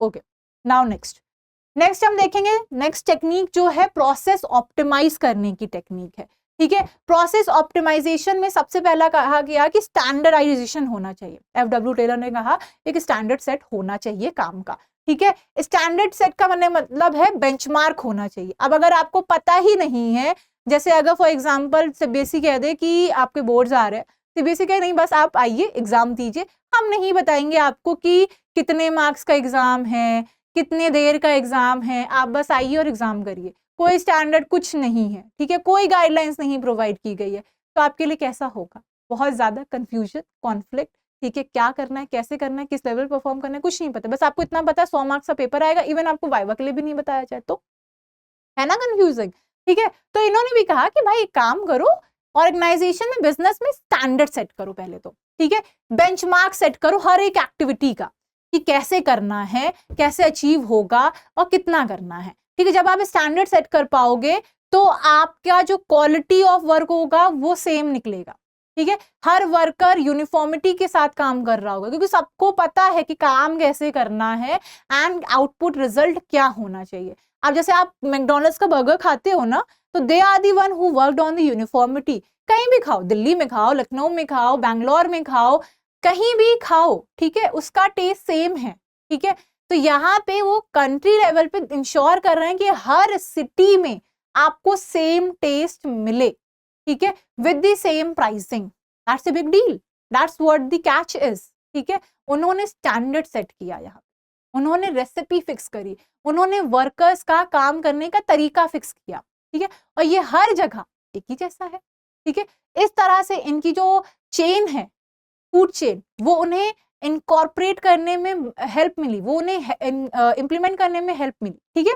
Okay, so setting benchmarks for each activity even for the processes, raw material and the product. इससे क्या होगा, इंटरचेंजेबिलिटी होगी। जैसे अगर एक प्रोडक्ट खराब भी हो गया, वो दूसरे से रिप्लेस किया तो जा सकता है, ऐसा तो हो नहीं सकता कि कोई प्रोडक्ट बीच में खराब ना बने, हो सकता है बन गया, उसको रिप्लेस करना आसान हो जाएगा क्योंकि सारे प्रोडक्ट एक ही जैसे बन रहे हैं, ठीक है। तो अगर किसी में क्वालिटी कॉम्प्रोमाइज हो भी जाती, it can be replace, interchangeability आसान हो जाती है एंड क्वालिटी स्टैंडर्ड अच्छे हो जाते हैं। कस्टमर को पता है कि हमें चाहे ये प्रोडक्ट खरीदे, हम चाहे दूसरा वाला प्रोडक्ट खरीदे, हमें दोनों में ही सेम क्वालिटी मिलेगी। अब सपोज तुम एक शैम्पू खरीद रहे हो, ठीक है, कोई XYZ लिमिटेड कंपनी है, ठीक है।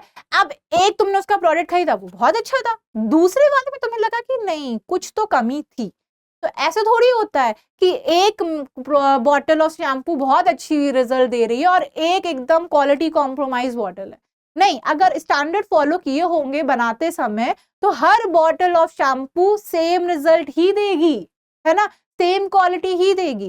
That's what standardisation is. Standardisation in terms of making product, in terms of deciding activity, process, what material to use, sub level पे सेम होनी चाहिए। चाहे 1 यूनिट बने, चाहे 2 यूनिट बने, चाहे 40 यूनिट बने, चाहे 100 यूनिट बने, इट शुड बी सिमिलर, कुछ भी ऊपर नीचे नहीं होना चाहिए, ठीक है। That's what the standardisation is. Next is simplification. ये कहता है कि भाई 100 चीजों पे फोकस नहीं करो, 4 ही चीज करो पर बेस्ट तरीके से करो, ठीक है। जैसे मैं आपसे क्या कहती हूँ, मैं आपसे कहती हूँ कि अगर आपको बहुत सारे टॉपिक्स पे वर्क नहीं करना है तो आपको मैं बताती हूँ यहाँ पे किन टॉपिक पे पहले काम करो। भले ही तुम 5 टॉपिक पढ़ो 1 घंटे में, पर अच्छे पढ़ो। मैं ये कोई नहीं कहता कि जैसे मैंने आपको फर्स्ट डे क्या बताया था कि आप 3 घंटे लगातार अगर पढ़ रहे हो तो इसका मतलब ये नहीं कि 3 घंटे में सब खत्म कर देना है, ठीक है। भले ही आप उस 3 घंटे में 4 टॉपिक पढ़िए, पर 4 टॉपिक अच्छे से मन लगा के पढ़िए, ठीक है। इसे कहते हैं सिंप्लीफिकेशन, ठीक है। यहाँ पे बात यही होती है कि एलिमिनेट करना है सुपरफ्लुअस वैरायटीज और साइजेस को, ऐसे प्रोडक्ट जो अननेसेसरी हैं, रिजल्ट भी नहीं दे रहे हैं, उनकी बहुत डिमांड भी नहीं है एंड उनकी क्या कहते हैं क्वालिटी भी इतनी अच्छी नहीं है। बेवजह हम 50 प्रोडक्ट बना रहे हैं, क्यों बना रहे हैं? हम अगर हमारे 5 प्रोडक्ट बेस्ट है तो हमें उन 5 प्रोडक्ट बेस्ट पे काम करना चाहिए कि नहीं करना चाहिए? उससे मिलता जुलता एक और प्रोडक्ट आप बनाइए, बेटर तो यही है। अगर आप पहले उन 5 प्रोडक्ट पे एक्सपीरियंस दीजिए, उनको एडवांस लेवल पे लेके चाहिए, जब उनसे बेनिफिट हो तब सेगमेंट ऐड करिए। तो इट फोकस्ड ऑन, इन्होंने कहा कि भाई सिंप्लीफिकेशन होना चाहिए।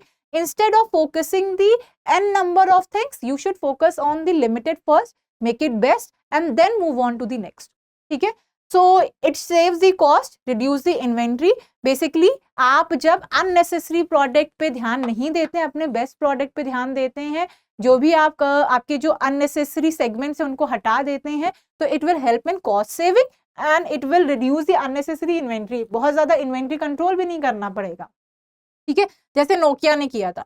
नोकिया ने क्या किया था, उन्होंने अपने जो अननेसेसरी कोर प्रोडक्ट थे उन पे काम करना बंद कर दिया था। पहले उनके बहुत सारे कोर प्रोडक्ट थे, सपोज उन्होंने बहुत सारी चीजें लॉन्च करने की सोचा, पर उन्होंने कहा नहीं, 1-2 लॉन्च करो बट अच्छे लॉन्च करो। नोकिया तो फेमस था अपने मोबाइल की अच्छी क्वालिटी के लिए, कि भाई वो कहीं से भी गिर जाए वो टूटता नहीं था। आपको याद ही होगा कि ऐड आते थे कि जमीन खोदी गई, उसमें नोकिया का मोबाइल वर्किंग में मिल रहा है।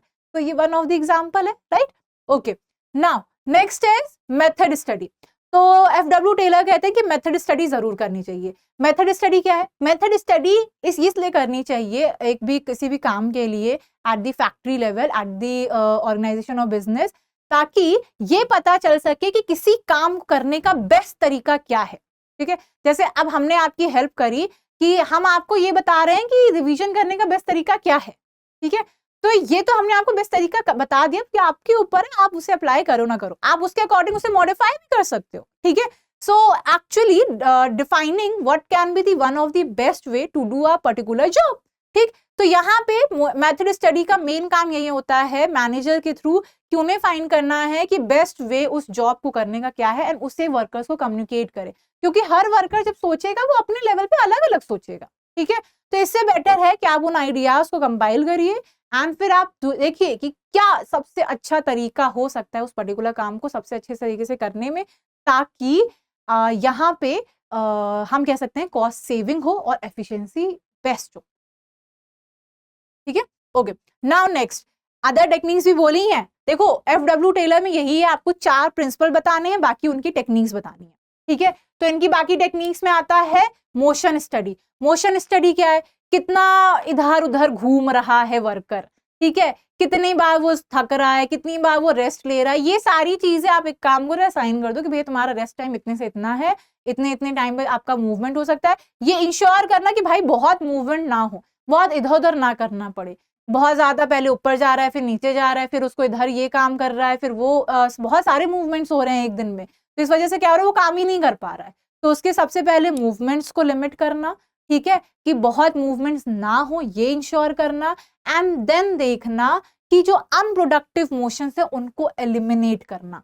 ठीक है, उसके साथ साथ ये भी बताना कि वो कितने समय कहाँ पे कितना टाइम दे सकता है। ठीक है, एक कंपनी ने इसी तरह मोशन स्टडी को स्टडी किया कि वर्कर्स कितना इधर उधर घूम रहे हैं, कि काम कर रहे हैं, कितना क्या कहते हैं टाइम अननेसेसरी एक्टिविटी पे स्पेंड कर रहे हैं, इसकी स्टडी उन्होंने करी और इसके लिए वर्कर्स को गाइड किया कि आप इतना टाइम इन चीज़ों को नहीं दे सकते हैं, आपको ये सारी चीज़ें अलाउड नहीं है, ये सारी चीज़ें फिक्स करी। तो जब उसने ये फिक्स किया तो उसने देखा कि प्रोडक्शन 4 गुना बढ़ गया। ठीक है, पहले से 5 हो रहा था, वो 18 है। ठीक है, तो ये सॉरी पहले 500, पहले सिर्फ 18 प्रोडक्ट बन रहे हैं, 50 है। तो यहाँ पे इन्होंने स्टडी करके मोशंस को रिड्यूस किए। पहले वो 18 बार इधर उधर कर रहा था, काम करते समय कभी इधर कुछ गया, कभी फिर उधर काम करने गया, फिर कुछ इधर लेने गया, फिर इधर उधर कुछ सोचने लग गया, तो बहुत ज्यादा उसके मोशंस हो रहे थे, वो काम कम कर रहा था। तो फिर मैनेजर ने जब ये ऑब्जर्व किया, स्टडी किया, तो उसने सारे वर्कर को इकट्ठा किया, उसने कहा कि देखो ये काम करने के लिए आप जा सकते हो, सिर्फ इतना इतना अलाउड है। तब वर्कर वही करने लग गए। इससे फायदा क्या हुआ, जो प्रोडक्शन था वो बढ़ गया, वो 4 गुना हो गया। तो this is called motion study, unnecessary motions को कंट्रोल करना। ठीक है, next time study. Time study मतलब अब जैसे मैं आपसे कह दूं कि हम एक काम करेंगे हम पढ़ते रहेंगे पढ़ते रहेंगे पढ़ते रहेंगे, कोई इसका मतलब तुम्हारे आपकी रिवीजन करने का कोई भी हमने टाइम नहीं सेट कर रखा है, ठीक है। यहाँ हम कहे कि आपका मन हो पढ़ो, जितना वो करो, ठीक है। तो अब यहाँ पे से मैंने आपको एक काम असाइन किया, पर मैंने आपको ये नहीं बताया कि कितने समय में करके देना है। तो आप क्या करोगे, टालते जाओगे और क्या करोगे, ठीक है। अगर मैंने आपको कोई असाइन काम दिया है और मैंने उसका कोई टाइम नहीं डिसाइड किया, सपोज मैंने आपको असाइनमेंट दे दिया, ठीक है, और मैंने कहा कि हाँ हाँ सबमिट कर देना जब मन करे, तो आप क्या करोगे, आप तब तक टालोगे जब तक कि मैं एक्चुअल में आपसे ना कह दूं कि आप सबमिट करने का समय आ गया, सबमिट करिए। आप तब तक करेंगे ही नहीं, पेन तक कोई नहीं उठाएगा, ठीक है। So that is what called the time study. हर एक काम को करने का टाइम डिफाइन करो भाई, कि कितने समय में करके देना है, ठीक है, कितना समय है, ठीक है। That is what called determining the standard time for a job. भाई फिक्स कर दो वर्कर्स के लिए, ठीक है, वेजेस जैसे फिक्स कर दो कि इतना समय काम करोगे, इतना बनाओगे, तुम्हें इतना पैसा मिलेगा, ठीक है। इतना कम काम करोगे, इतनी कम चीजें मैन्युफैक्चर करोगे, तुम्हें कम पैसे मिलेंगे, ठीक। तो ये होती है मोशन, ये होती है टाइम स्टडी, ठीक है। आपको फिक्स करने होंगे number of hours, number of productivity, कि आपको कितना प्रोड्यूस करना है, कितना काम करना है, ठीक है। नेक्स्ट है फटीग स्टडी। फटीग स्टडी का मतलब क्या होता है, फटीग स्टडी मतलब कितना रेस्ट ले रहे हो, रेस्ट इंटरवल कितने होने चाहिए। भैया इंसान है, मशीन तो है नहीं कि चलती चली जाएगी, अब तो मशीन को भी रेस्ट चाहिए होता है, ठीक है। आप अपना फोन पूरे दिन यूज करेंगे तो गर्म हो जाता है, ठीक है, बिना लैपटॉप को चार्ज किए 5-6 घंटे चला पाते हो, तो भी रेस्ट चाहिए। पूरे पूरे दिन तो मशीन भी नहीं चल रही, तो इंसान कैसे चलेगा, है ना। इसलिए फटीग स्टडी आई। फटीग स्टडी में डिसाइड किया गया कि भाई पूरे पूरे दिन नहीं काम करवाना है, इंसान को इंसान रखना है, उसको हंसता खेलता रखना है, वो हंसते खेलते आए, हंसते खेलते काम से जाए, ठीक है।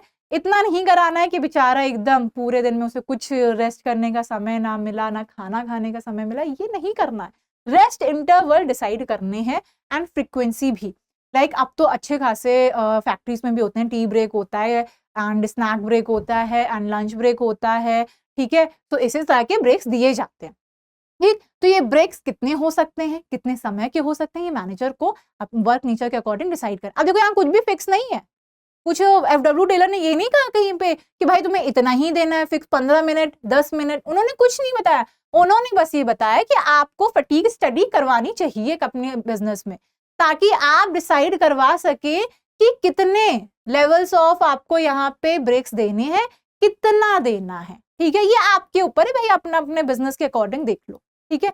बट दोगे तो सही हो, एक फटीग स्टडी होनी चाहिए, क्योंकि फिर आप बेटर प्रोडक्टिविटी एक्सपेक्ट कर ही नहीं सकते अपने वर्कर से। पूरे दिन तो वो थका रहेगा, एक उसके अंदर क्या कहते हैं फीलिंग भी आएगी कि मैं पूरे दिन सिर्फ काम ही कर रहा हूँ, मुझे तो आराम करने का मौका ही नहीं मिला, एग्जॉस्ट हो जाएगा, प्रोडक्टिविटी नहीं अच्छी रहेगी। तो यही तो देखना है कि वो एग्जॉस्ट ना हो, उसको रेस्ट मिले, ठीक है, ताकि आप उससे मैक्सिमम प्रोडक्टिविटी इंश्योर कर सको, ठीक है। That's what the fatigue study is. To regain intervals, rest, break, ये इसलिए दिए जाते हैं ताकि वर्कर्स अपने रीगेन कर सके स्टैमिना और पूरे दिन प्रोडक्टिविटी मेंटेन रखें, ठीक है। ऐसा ना हो कि सिर्फ सुबह के 2 घंटे काम किया, बाकी दिन थक गए, हो गया, नहीं दिया आपने रेस्ट, तो क्या होगा, वो आराम आराम से काम करेगा, प्रोडक्टिविटी लो हो जाएगी, ठीक है। That's what the fatigue study. Okay, now अब बच्चा लोग आगे बढ़ते हैं। देखो एक बहुत ही बढ़िया टेक्निक है डिफरेंशियल पीस वेज सिस्टम, इसको कहते हैं रिवॉर्डिंग एफिशिएंसी, ठीक है।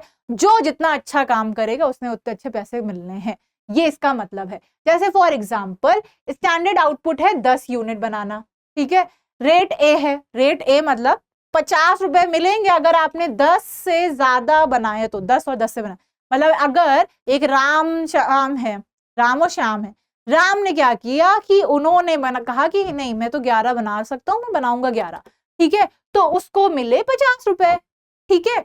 उसने 11 बनाए, उसने बनाए 11, ठीक है, तो उसको मिले 50, उसको कितना रिवॉर्ड मिला, उसको वेज दिया गया 550 का।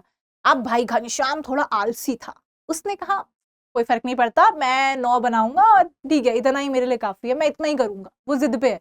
बल्कि मैनेजर ने देखा कि नहीं नहीं, एक दिन में 10 यूनिट बनाई जा सकती हैं भाई, ये तो हो सकता है, इससे ज्यादा कोई बना लेता है वो तो बहुत अच्छी बात है, हम तो उसको रिवॉर्ड भी देंगे, ठीक है, बट कोई इससे कम बनाएगा तो हम उसको पनिश भी करेंगे ताकि वो एक स्टैंडर्ड आउटपुट जनरेट करे, ठीक है। तो घनश्याम ने सोचा कि क्या ही होगा, उसने बनाए सिर्फ 9 यूनिट। तो सबसे पहले जो बेस रेट था, जो बेसिक वेज रेट था, वही मैनेजर ने कम कर दिया। उसने कहा कि हम तुमको 50 नहीं देंगे भाई, हमने स्टडी किया था आराम से, सारे मोशन कंसिडर करने के बाद, मोशन स्टडी, फटीग स्टडी सब कंसिडर करने के बाद हमने ये देखा था कि भाई 10 यूनिट तो बनाई जा सकती हैं, ठीक है, इतना तो स्टैंडर्ड था। अब तुम उससे कम बना रहे हो, इसका मतलब तुमने ऑनेस्टी से काम नहीं किया, ठीक है। सो तुम यहाँ पे अच्छे नहीं थे, तुमने यहाँ पे फुल फ्लेज स्ट्रेंथ के साथ काम नहीं किया, तुमने यहाँ पे सही से पूरे चीजों को यूटिलाइज नहीं किया। इस चीज के लिए घनश्याम को किया गया पनिश और उनको दिए गए सिर्फ और सिर्फ 40 रुपए, ठीक है। जब आप स्टैंडर्ड से बिलो काम कर रहे हो तो मैनेजर आपको इस तरह से पनिश भी कर रहा है, ठीक है। उस केस में यहाँ पे इनको कितना कम वेज दिया गया, 360, ठीक है। तो फर्क है, पैसों में फर्क आया। अगर वो एक और बना लेता, ठीक है, एक यूनिट और मैन्युफैक्चर कर देता तो उसको यहाँ पे कितना मिलता, उसको यहाँ पे 50 मिलता, ठीक है। अभी उसको कितना मिल रहा है, अभी उसको सिर्फ 360 मिल रहा है। अगर वो 10 बना देता तो उसको कितना मिलता, उसको मिलता 5, सॉरी दिस इज 50, उसको मिलता 500, ठीक है। अभी कितना मिल रहा है, सिर्फ 360, फर्क है ना, तो ये की बात हो रही है, ठीक है। एंड इससे भी तो कम मिल रहा है, इसने देखो 11 बनाए एक पर्सन ने, उसको देखो कितने वेजेस मिल रहे हैं, 550। तो this is what called the differential piece wage system, ठीक है। ये यहाँ पे वही बात हुई है कि एक वर्कर ने 11 यूनिट्स बनाए, उसकी अर्निंग 550 है, एक वर्कर ने सिर्फ 9 यूनिट्स बनाए तो उसको इनएफिशिएंट घोषित कर दिया गया और उसको वेज दिया गया सिर्फ 360। अब ये जो डिफरेंस है इन दोनों के बीच में, वाई देखेगा, देखो सामने सामने कैश दिया जा रहा है, तो वाई को मिल रहे हैं 550 रुपए, वर्कर को मिल रहे हैं 360, ठीक है। तो वो देखेगा ऐसे कि अरे इसको तो ज्यादा मिल रहे हैं, तो ये मोटिवेट करेगा वाई को कि जब वो अगले दिन आएगा वो और काम करेगा, ठीक है। So this difference of 190 between this will act as the motivator factor for the why, and वो नेक्स्ट डे आके आप हो सकता है 11 नहीं 12-13 बना दे, ठीक है, क्योंकि उसने देखा 11 बनने पे ज्यादा पैसे मिल रहे हैं तो उसने और मेहनत से काम करी, उसने और ईमान के साथ काम किया, एंड जब उसने ये ऑनेस्टी अप्लाई करी तो उसने और ज्यादा अच्छे लेवल पे काम किया और उसने और अच्छा आउटपुट दिया, ठीक है। नाउ नेक्स्ट, नाउ अब हमने यहाँ पे FW टेलर की सारी बातें पढ़ ली, हमने उनकी दी गई टेक्निक्स के बारे में भी पढ़ लिया जिसको हमें स्टडी को इम्प्लीमेंट करना चाहिए at the work place, at the factory level, ठीक है। एंड हमने साथ साथ उनकी टेक्निक भी करी। ये इन्होंने जितनी भी टेक्निक्स बताई थी आपने ध्यान दिया होगा सब वर्कर से रिलेटेड थे, फैक्ट्री लेवल पे ही था। अब हम हेनरी फेयोल की थ्योरीज पढ़ेंगे, उनके प्रिंसिपल पढ़ेंगे। ये इनको कहा जाता है फादर ऑफ जनरल मैनेजमेंट, ठीक है। ये फादर ऑफ जनरल मैनेजमेंट थे, ये फ्रेंच माइनिंग इंजीनियर थे और इन्होंने जो थ्योरी दी थी वो एडमिनिस्ट्रेटिव थ्योरी थी। वो कौन सी थ्योरी थी, एडमिनिस्ट्रेटिव थ्योरी, ठीक है। तो आपको याद रखना है साइंटिफिक थ्योरी देने वाले कौन थे, वो थे FW Taylor, and administrative theory देने वाले कौन है, एडमिनिस्ट्रेटिव थ्योरी देते हैं हेनरी फेयोल। ये फेयोल की थ्योरी से, ठीक है। यही फर्क है दोनों में। अक्सर बच्चे कंफ्यूज हो जाते हैं, मैम FW टेलर में किसको ध्यान में रखें, हेनरी फेयोल के में क्या रखें। तो ऐसे याद रखोगे scientific and the administrative. Administrative में सारे आपको 14 प्रिंसिपल पढ़ने हैं जो कि रिलेटेड होंगे overall organisation, and FW Taylor में आपको जो पढ़नी है वो सारी चीजें रिलेटेड होंगी फैक्ट्री लेवल पे, वर्कर से एफिशिएंसी पे। तो this principle basically focused on the increasing the efficiency of worker, and यहाँ पे मैनेजरियल एफिशिएंसी को इम्प्रूव करने की बात की गई थी। एंड ये आप एक लाइन मेंशन कर सकते हो वहां पे कि इनके ये ऑथर थे इस बुक के, एंड इसी बुक से ड्राइव किए गए 14 प्रिंसिपल्स ऑफ मैनेजमेंट, ठीक है, क्लियर। तो ये इनकी छोटी सी प्रोफाइल थी जिन्होंने ये प्रिंसिपल्स दिए। अब हम प्रिंसिपल्स के बारे में पढ़ना शुरू करते हैं। पहला प्रिंसिपल है, हेनरी फयोल ने कहा कि भैया मैनेजमेंट में डिवीजन ऑफ वर्क इंश्योर करना बहुत जरूरी है। ठीक है, इन्होंने ये बात कही जो थोड़ी थोड़ी मिलती थी फैक्ट्री लेवल से भी। इन्होंने ये कहा कि जिसमें स्पेशलाइज है, जिसमें एफिशिएंसी है, उसको दो। सबसे पहले स्किल आइडेंटिफाई करो एंड उसको उसी में और काम करवाओ। जितना ज्यादा, मतलब कहते हैं ना, practice make a man perfect, है ना। सो यहाँ भी यही बात होती है। अगर मैं यहाँ पे अकाउंटेंसी या कब को पढ़ा रही हूँ या इकोनॉमिक्स पढ़ा रही हूँ या बिजनेस स्टडीज पढ़ा रही हूँ, तो इसका मतलब मैंने इन सब्जेक्ट्स को बहुत लंबे समय तक पढ़ाया होगा। ठीक है, मुझे जब ये लंबे समय तक मैं एक ही सब्जेक्ट पढ़ाऊंगी तो मेरे पास जो सब्जेक्ट नॉलेज एंड स्किल्स होगी वो और टाइम के साथ क्या होगी, बेटर होगी, क्योंकि मैं इसमें एडवांसमेंट करने के लिए इच्छा रखूंगी। मुझे हर समय यही सब्जेक्ट दिए जा रहे हैं, तो I will advance it with more and more with the better knowledge, with the better things. ठीक है, मैं इसमें एड ऑन्स करूंगी। ठीक है, अब जैसे आपकी न्यू एजुकेशन पॉलिसी आई, उसके अकॉर्डिंग चेंजेस आए, तो हमें ये अडेप्ट करना है, हमें अपनी नॉलेज लेवल को और बढ़ाना है, पर हमें सेम चीज में ही बढ़ानी है। तो it will create what, it will generate what, it will generate the specialisation. Very good. ठीक है, तो specialisation will equals to efficiency, and इसीलिए कहते हैं एंड कि एक पर्सन को एक ही सेगमेंट में काम करो जिसमें वो इंटरेस्टेड है, जिसमें उसकी स्किल है। ठीक, ये अप्लाई होता है technical as well as the managerial पे भी। मतलब ये ऐसा नहीं है कि सिर्फ मैनेजरियल लेवल पे होगा, ये टेक्निकल वर्क पे भी अप्लाई होगा, जिसमें कि मैन फोर्स लगता है, जिसमें कि टेक्निकल स्किल्स लगती हैं। ठीक है, एंड जहाँ पे मैनेजरियल प्लानिंग सेक्शन है या फिर डिसीजन मेकिंग है या फिर मैनेजिंग स्किल्स लगनी है, ये वहाँ पे भी अप्लाई होगा। तो ये रूल हर जगह अप्लाई करना है। Practice makes a man perfect. आपको अपना सेगमेंट डिसाइड करके उसी में उस पर्सन को काम कराओ, ताकि वो इतना उसमें परफेक्ट हो जाए कि उसमें स्पेशलाइजेशन आ जाए, and it will ensure the better efficiency. ठीक है, next, authority and responsibility, it should be balanced. देखो, अगर किसी को हुक्म चलाने का हक दिया गया है तो उस पर रिस्पॉन्सिबिलिटी भी असाइन की जाती है। ठीक है, ऐसा नहीं होगा कि आपको सिर्फ और सिर्फ हुक्म चलाना है कि यही तुम ऐसे कर लो, यही तुम्हारा काम ये है, आज से ये काम आपका है, ये नहीं करना है सिर्फ। ठीक है, अगर आपको ऑर्डर देने की अथॉरिटी है कि कौन क्या काम करेगा, कैसे करेगा, ये आप बता सकते हैं, तो आपसे ही पूछा जाएगा कि काम हुआ है कि नहीं। ठीक है, फिर आपको रिजल्ट भी देने हैं। तो if you have the authority, responsibility will be also of the manager. ठीक है, authority and responsibility will go hand in hand. अगर आपको अथॉरिटी दे दी जाए बट आपके ऊपर रिस्पॉन्सिबिलिटी ना पुट करी जाए, इट इज यूजलेस। बट आपको रिस्पॉन्सिबिलिटी दी जाए कि आपको काम करवाना ही है, बट आपको अथॉरिटी ना दी जाए, तो आप हेल्पलेस हो जाएंगे।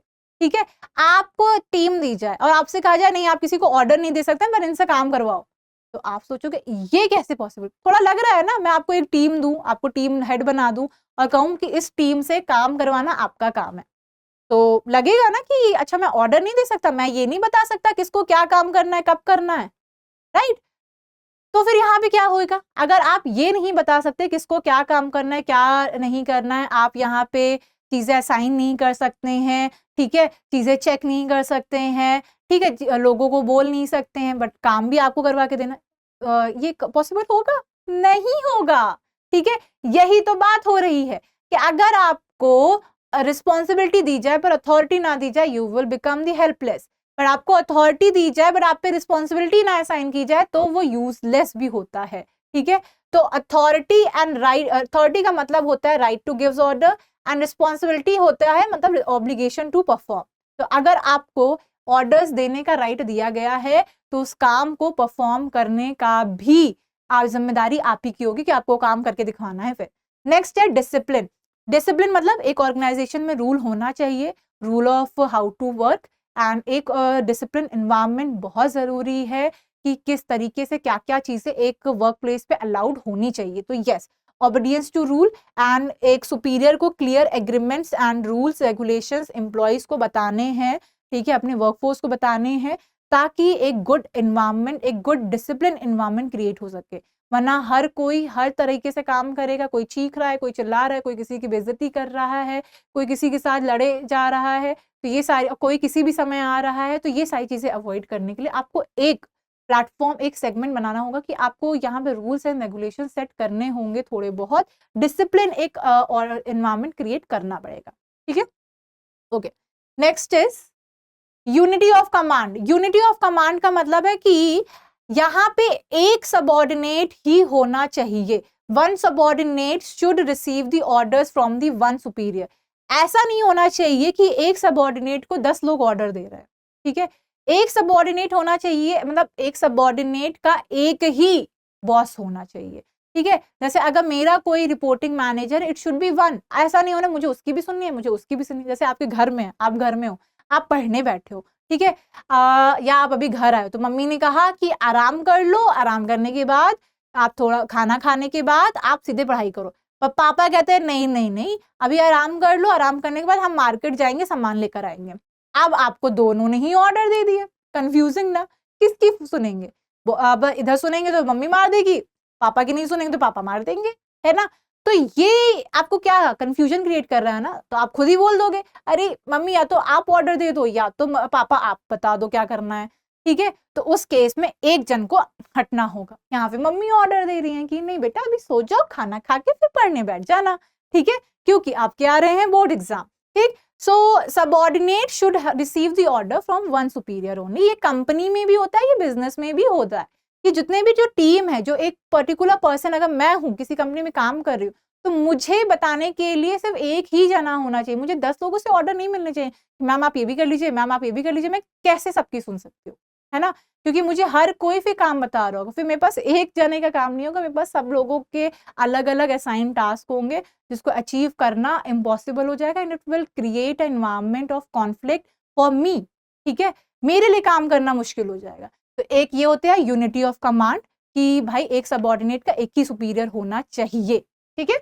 Next, unity of direction, one head one plan, all unit should move towards the same objective, ठीक है, सेम गोल की तरफ जाने चाहिए। भले ही काम सबको अलग अलग असाइन हो बट गोल्स एक ही होने चाहिए। अब जैसे सेल्स डिपार्टमेंट है, सेल्स में अलग अलग बंदों को हायर किया गया, सबके काम असाइन अलग अलग कर दिए गए, बट उन सबका एक ही ऑब्जेक्टिव था, सेल्स बढ़नी चाहिए, ठीक है, क्लियर। यही चीजें काम आती हैं हर एक टीम पे, ठीक है। एक ही वर्क प्लान होना चाहिए, एक ही ऑब्जेक्टिव होना चाहिए, ठीक है, तो ताकि सब एक ही डायरेक्शन में जाए। Goals and objectives of the work should be clearly defined, ताकि सब एक ही तरफ मूव करें, ठीक है। Next, subordination of individual interest. हमेशा ऑर्गेनाइजेशनल इंटरेस्ट को आपको ज्यादा प्रेफरेंस देनी है in comparison to the personal interest. आपका जो पर्सनल इंटरेस्ट है वो कभी भी ऑर्गेनाइजेशन के इंटरेस्ट से बड़ा नहीं हो सकता, ठीक है। तो ये क्यों करना है? क्योंकि यहाँ पे जब आप ऑर्गेनाइजेशन को ओवरऑल ग्रोथ के ऊपर ध्यान देंगे तब आपके कुछ पर्सनल इंटरेस्ट जो कि रिलेटेड है, जो अटैच हैं विद द कंपनी, वो भी आप अचीव कर पाओगे। बट अगर आप सोचोगे नहीं जब तक ठीक है हमें क्या करना है, अपना सिर्फ सैलरी लेनी है, अपने मतलब से रखना है, ऑर्गेनाइजेशन ग्रो कर रही है नहीं कर रही है, हमें उसमें कोई कंट्रीब्यूट नहीं करना है, ठीक है, इस तरह के नेचर से नहीं चलता है, ठीक है। ऑर्गेनाइजेशन इंश्योर करती है कि वहां पे यहाँ और बिजनेस में सबऑर्डिनेशन होना चाहिए, ठीक है। यहाँ पे देखा जाता है कि सबके इंटरेस्ट एक तरफ ही हो, ऐसा होना चाहिए कि हर कोई ऑर्गेनाइजेशन के बेनिफिट के लिए काम कर रहा हो, कोई अपने इंडिविजुअल इंटरेस्ट के लिए ना काम कर रहा हो, ठीक है, क्लियर। तो subordination of individual interest towards the one thing is very important, ठीक। तो यहाँ पे इंश्योर करना है कि सबका इंटरेस्ट ऑर्गेनाइजेशनल इंटरेस्ट की तरफ लाई करना चाहिए, ठीक है। अगर कभी आपको एक्स्ट्रा एफर्ट भी करने पड़ रहे हैं जिससे ऑर्गेनाइजेशन का बेटरमेंट होगा तो यू शुड डू इट, ताकि ऐसा भी नहीं होना चाहिए कि ऑर्गेनाइजेशन को उसके लिए आपको पे ऑफ ना करे, ऑर्गेनाइजेशन को आपको पे ऑफ भी करना है, ठीक है। तो ये है आपका subordination of individual interest. Now दो क्लैशेस आते हैं unity of command and unity of direction में, एंड इसके बीच में डिफरेंस भी आता है, तो देख लेते हैं क्योंकि ये मोस्ट आस्क है, ठीक। अब यहाँ पे मीनिंग देखो, यूनिटी ऑफ कमांड का मतलब होता है भैया एक बॉस होना चाहिए, ठीक है, एक ही बॉस होना चाहिए एंड उसी से हमें ऑर्डर्स मिलने चाहिए। यूनिटी ऑफ डायरेक्शन का मतलब होता है एक ही प्लान होना चाहिए, एक हेड के अंदर काम करेंगे और एक ही डायरेक्शन में काम करेंगे, ठीक है, भले ही काम अलग अलग असाइन हो, ठीक, ओके। एम क्या होता है यूनिटी ऑफ कमांड का? यूनिटी ऑफ कमांड का एम होता है कि डुअल सबऑर्डिनेशन अवॉइड हो, ऐसा ना हो कि भैया कॉन्फ्लिक्ट हो जाए यहाँ पे कि करना क्या है, अलग अलग तरह के लोग अलग अलग बातें करेंगे, इससे अच्छा एक इंसान बताओ कि एम्प्लॉइज को, टीम को करना क्या है। इनका काम क्या होता है, ओवरलैपिंग ऑफ एक्टिविटीज। देखो टीम में 4 लोग हैं, चारों को एक ही काम दे दिया, अरे तो डुप्लीकेशन हो गई ना। अब चारों को एक काम पूरा कंप्लीट कर दें, तो मुझे कुछ काम असाइन कर दिया, दूसरे को कुछ काम असाइन कर दिया, तीसरे को कुछ काम, तो ओवरलैपिंग नहीं होगी। ठीक है, सबको काम ऐसे बांट दिया गया है ताकि सारी एक्टिविटीज परफॉर्म हो जाए और जो गोल है उस पर्टिकुलर प्रोजेक्ट का या उस पर्टिकुलर एक्टिविटी का वो अचीव हो जाए। ठीक है, next implication, it affects the individual employ. Individual employ को, मतलब ये जो यूनिटी ऑफ कमांड है ये इम्पैक्ट करता है, ये अफेक्ट करता है सिंगल एम्प्लॉय को। ठीक है, जैसे मैं हूं, मुझे 4 लोग कमांड देंगे तो ये मुझे मेंटली पागल कर देगा, है ना। तो मुझे एक ही जना इंसान अगर मुझे देगा कि क्या करना है, कैसे करना है, या फिर मेरा काम क्या है, मुझे एक जना जब बताएगा, मेरा एक ही रिपोर्टिंग मैनेजर होगा, तो वहां पे मेरे लिए चीजें आसान होंगी टू फॉलो एंड टू क्या कहते हैं वर्क इन दी ऑर्गेनाइजेशन। पर वहां मुझे अगर 4 बॉस मिल जाएंगे तो हो चुका, क्या हो जाएगा, दिमाग हो जाएगा डीप फ्राई। ठीक है, ओके। नाउ ये किसको अफेक्ट करता है, ये अफेक्ट करता है एंटायर ऑर्गेनाइजेशन को। जैसे सपोज हमें यहाँ पे एक प्रोजेक्ट को क्रैक करना है या फिर प्रोजेक्ट से डीलिंग लेनी है, तो यहाँ पे डिफरेंट डिफरेंट डिपार्टमेंट थे, फाइनेंस थे, एचआर था, यहाँ पे सेल्स डिपार्टमेंट है। अब हर कोई काम करे उस प्रोजेक्ट के लिए, पर क्या सब एक ही काम करने लग जाएंगे क्या, नहीं, सबके अपने अपने असाइंड रोल्स होंगे, असाइन वर्क होगा। ठीक है, तो यहाँ पे ये पूरी ऑर्गेनाइजेशन को इफेक्ट करता है एंड ये एक पर्टिकुलर एम्प्लॉय को इफेक्ट करता है। ठीक, ये डिफरेंस आई होप समझ में आ गया होगा। Now next principle, remuneration fair होना चाहिए, जस्ट पे, ना कम ना ज्यादा, फेयर। भाई जितना काम करे उसको उतना दो, अगर एक्स्ट्रा कर रहा है तो उसको रिवॉर्ड भी करो। ठीक है, next centralisation, balance between the concentration of authority and dispersal of the authority as well. तो डिसेंट्रलाइजेशन एंड सेंट्रलाइजेशन देख के करना चाहिए। जैसे कि जो बहुत ही ज्यादा छोटे बिजनेस होते हैं वहां पे सेंट्रलाइज्ड ही सही है। ठीक है, पर जो बहुत बड़े होते हैं वहां पे डिसेंट्रलाइजेशन ज्यादा है। ठीक है, क्योंकि जरूरत भी है, हर जगह आप नहीं देख सकते हो। ठीक, जैसे लिज्जत पापड़ की जो कहानी है, वहां पे उन्होंने डिसेंट्रलाइजेशन इंश्योर करके इतना बड़ा बिजनेस चला रखा है। ठीक है, तो सेंट्रलाइजेशन होना चाहिए, कितना होना चाहिए ये डिसाइड कर लो, that depends on the nature of the organisation and the size of the organisation. ठीक है, क्लियर। तो सेंट्रलाइजेशन कितना होना चाहिए, कितने लेवल का डिसेंट्रलाइजेशन हो जाए, ये चीजें डिसाइड करनी है by the top level management and the managers. ठीक है, ओके। तो ऐसा नहीं होना चाहिए कि बहुत ज्यादा छोटी चीज को बहुत सारे लोग बता रहे हैं, बहुत सारे मतलब लेवल से होके चीजें जा रही हैं। जहां जरूरत है वहीं लेवल्स करने हैं। हर जगह बेवजह के लेवल्स क्रिएट करके आप क्या कर रहे होते हैं, डिसीजन मेकिंग प्रोसेस को और स्लो कर देते हैं। ठीक है, जैसे कि एक छोटी सी कंपनी है, अब वहां पे क्या है, वहां पे पहले तो जो ओनर है वो अलग है। ठीक है, ओनर ने एक क्या रखा है, सीईओ ही रख दिया है। सीईओ के फिर यहाँ पे भाई मैनेजर भी हैं, मैनेजर के बाद यहाँ पे सुपरवाइजर भी हैं, फिर यहाँ आ जाते हैं आपके एक्चुअल एम्प्लॉय। अब इनको कुछ बताना है, कम्युनिकेट करना है, तो इन्हें सारे लेवल से होके जाना है, बल्कि कंपनी छोटी सी है, इतनी जरूरत ही नहीं है, एक दो लेवल्स काफी है। ठीक है, तो इसी तरह से ये फॉर्मल लाइन ऑफ अथॉरिटी है। ठीक है, इसमें अगर जैसे ई को इधर कम्युनिकेट करना है ओ से, तो इसको ये formal line of authority follow करनी पड़ेगी। बट यहाँ पे एक टर्म आता है गैंग प्लैंक। गैंग प्लैंक क्या है, गैंग प्लैंक ये कहता है कि अगर आपको इमरजेंसी डायरेक्ट कम्युनिकेशन है तो ये आपको अलाउ करता है।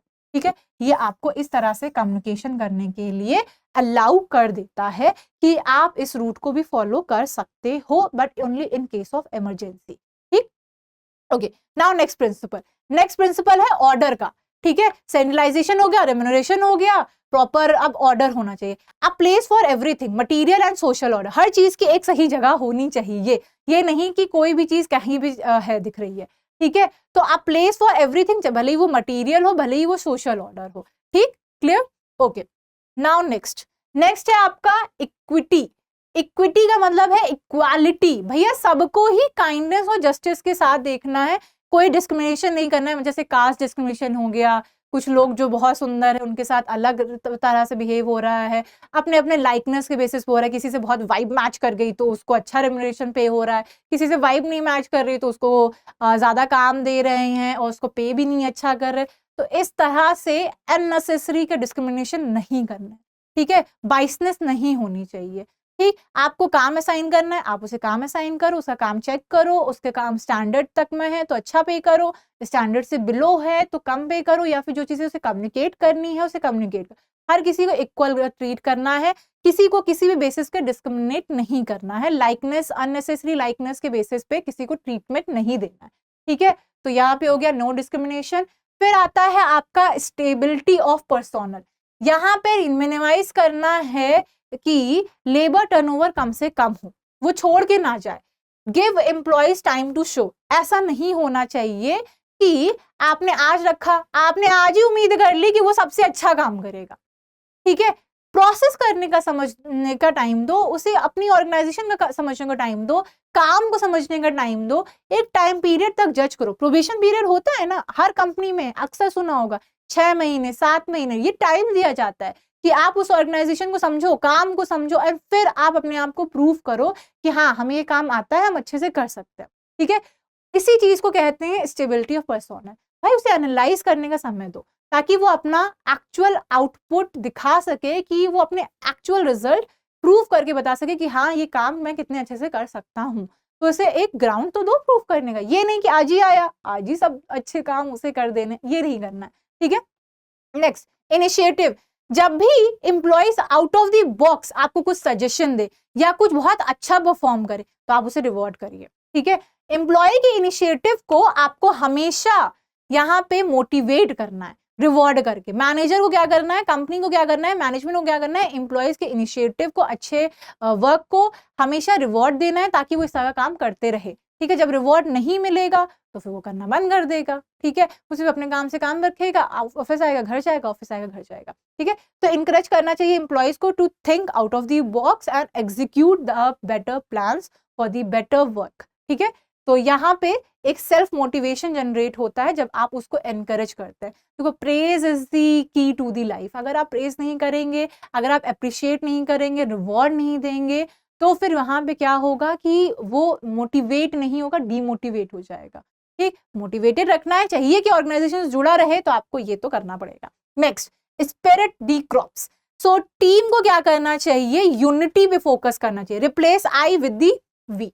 ठीक है, यहाँ पे ये मैं नहीं चलेगा, हम चलता है ऑर्गेनाइजेशन में कि हम सब मिलके ये काम करेंगे, हम सब कंपनी को आगे बढ़ाएंगे, हम सब कंपनी को अच्छा टर्नओवर देंगे, हम सब प्रॉफिट कंपनी का बेटर करेंगे। तो ये होती है यूनिटी, यूनिटी होनी चाहिए। ठीक है, आपने सुना ही होगा एकता में ही बल होता है। ठीक, ओके, नेक्स्ट यहाँ पे हम देख लेते हैं, दोनों हमने कंप्लीट कर लिए। हमने टेलर की भी बातें समझ ली, हमने फेयोल की भी बातें समझ ली। फेयोल में 14 प्रिंसिपल्स है जो आपको बताने हैं, एफडब्ल्यू टेलर में आपको 4 प्रिंसिपल बताने हैं और देन टेक्निक्स बतानी है। ठीक है, क्लियर, ओके। नाउ यहाँ पे आपको क्या कहते हैं, हेनरी फेयोल एंड टेलर के बीच के डिफरेंसेस देखने हैं। जैसे टेलर ने किस पे फोकस किया था, इनका पर्सपेक्टिव बेसिकली वर्क लेवल पे था, फैक्ट्री लेवल पे था, इनका एडमिनिस्ट्रेटिव लेवल पे फोकस था। ये डिफरेंस है, ये आता भी है तो मैं इसलिए आपको बहुत ही शॉर्ट में आपको बता रही हूँ। फोकस इनका क्या था, इनका था प्रोडक्टिविटी बढ़ाना, साइंटिफिक पे ज्यादा इनका फोकस था कि साइंटिफिकली प्रोडक्टिविटी इंक्रीज करो। इनका क्या था, ओवरऑल एडमिनिस्ट्रेशन बेटर करो भाई, तब भी एम्प्लॉइज खुश रहेंगे, एनवायरमेंट अच्छा रहेगा, लोग अच्छे से काम करेंगे, कंपनी ग्रो करेगी। इनका क्या था, एप्लीकेबिलिटी थी बेसिकली फैक्ट्री लेवल पे। इनकी एप्लीकेबिलिटी कहाँ थी, हर जगह है। बिजनेस हो, आपका घर पे भी आप अप्लाई कर सकते हो, कुछ चीजें हमने जो पढ़ी गवर्नमेंट इंस्टीट्यूशन पे, एंड यहाँ पे अलग अलग सेक्टर पे भी ये अप्लाई हो सकती हैं। ठीक है, नेक्स्ट इनकी जनरल थ्योरी ऑफ एडमिनिस्ट्रेशन थी, इनकी क्या थी, इनकी थी साइंटिफिक मैनेजमेंट ऑफ थ्योरी। ठीक है, एक्सप्रेशन कैसा था, तो ये सारी चीजें हमने डिफरेंस पढ़े। नेक्स्ट अब हम आ जाते हैं रियल वर्ल्ड एप्लीकेशन। भाई मैंने यहाँ 3 केस स्टडी उठाई है, ये आपके एनसीईआरटी की हैं। ठीक है, अब एक एक करके समझते हैं जल्दी से। लिज्जत पापड़ की क्या स्टोरी थी, देखो ये थे जिन्होंने एक्चुअल में प्रूव करके दिखाया वुमेन एम्पावरमेंट को, साथ ही साथ कॉपरेशन वाले टर्म को, साथ ही साथ इन्होंने सोशल रिस्पॉन्सिबिलिटी पे इन्होंने डेमोन्स्ट्रेट किया। ठीक है, तो यस इन्होंने यहाँ दिखाया कि किस तरह से समाज का कल्याण भी किया जा सकता है और टीम स्पिरिट के through and team women empowerment और टीम स्पिरिट के थ्रू कैसे अच्छे से काम किया जा सकता है। पता है इनका एक कॉन्सेप्ट है, दे फोकस ऑन दी, यहाँ पे हर एक कोई अपना खुद का ओनर है, हर कोई बॉस है। ठीक है, हर कोई अपना काम अच्छे से कर रहा है वहां पे। इन्होंने जब स्टार्ट किया था 1969 में, तो इन्होंने सिर्फ 7 लोगों ने मिलके इस चीज़ को स्टार्ट किया था। आज के टाइम में इनके पास 40,000 से ज़्यादा एम्प्लॉइज़ हैं और जब इन्होंने स्टार्ट किया था कुछ 70-80 रुपए इनके पास थे, जिससे उन्होंने ये अपना छोटा-सा बिज़नेस स्टार्ट किया था। उस समय इन्होंने सिर्फ 7 लोगों ने मिलके अपनी एक कम्युनिटी बनाई एंड उस समय हर एक ने अपने लेवल पे अच्छा काम करके दिखाया, उसको और इम्प्रूव किया। तो यहाँ पे जो मैनेजमेंट होता है, इनके कहाँ पे जो कॉर्पोरेशन में जो मैनेजमेंट फॉलो होता है, वो बहुत ही ज़्यादा सेंट्रलाइज़ नहीं है, ठीक है? अथॉरिटी डेलीगेट कर दी जाती है और फिर वो हम यहाँ ये लोग सिर्फ ये चेक करते हैं कि हाँ, रिज़ल्ट आना चाहिए। कैसे रिज़ल्ट आ रहा है, वो डिपेंड करता है वहाँ के मैनेजर के ऊपर, ठीक है? क्लियर? तो दे डेमोंस्ट्रेटेड कॉर्पोरेशन कि how team spirit can work in a better way and social responsibility पे भी इन्होंने फोकस किया by giving the better employment opportunity. ठीक है, नेक्स्ट है आपका बायोकॉन किरण मजूमदार शॉ। इन्होंने इनोवेशन किया था बायोटेक्नोलॉजी में, जहां पे इन्होंने फोकस किया था, इनका एक मेन मोटिव था इनका कि अफोर्डेबल मेडिसिन होनी चाहिए भाई। ठीक है, तो इन्होंने अपने सारे पैसे उस पर लगाए और इन्होंने इस तरह से अपने मैनेजमेंट में जो प्रिंसिपल फिट करे थे वो थे फ्लेक्सिबिलिटी एंड बिहेवियर के। ठीक है, यहाँ इन्होंने मार्केट को समझा, देखा किस चीज की कमी थी एंड फिर उस चीज को एप्लीकेबल किया। ठीक है, तो हम बात करें, इन्होंने भी यहाँ पे FW टेलर के एंड साथ ही साथ जो प्रिंसिपल थे ऑफ द हेनरी फेयल उसको भी अप्लाई किया।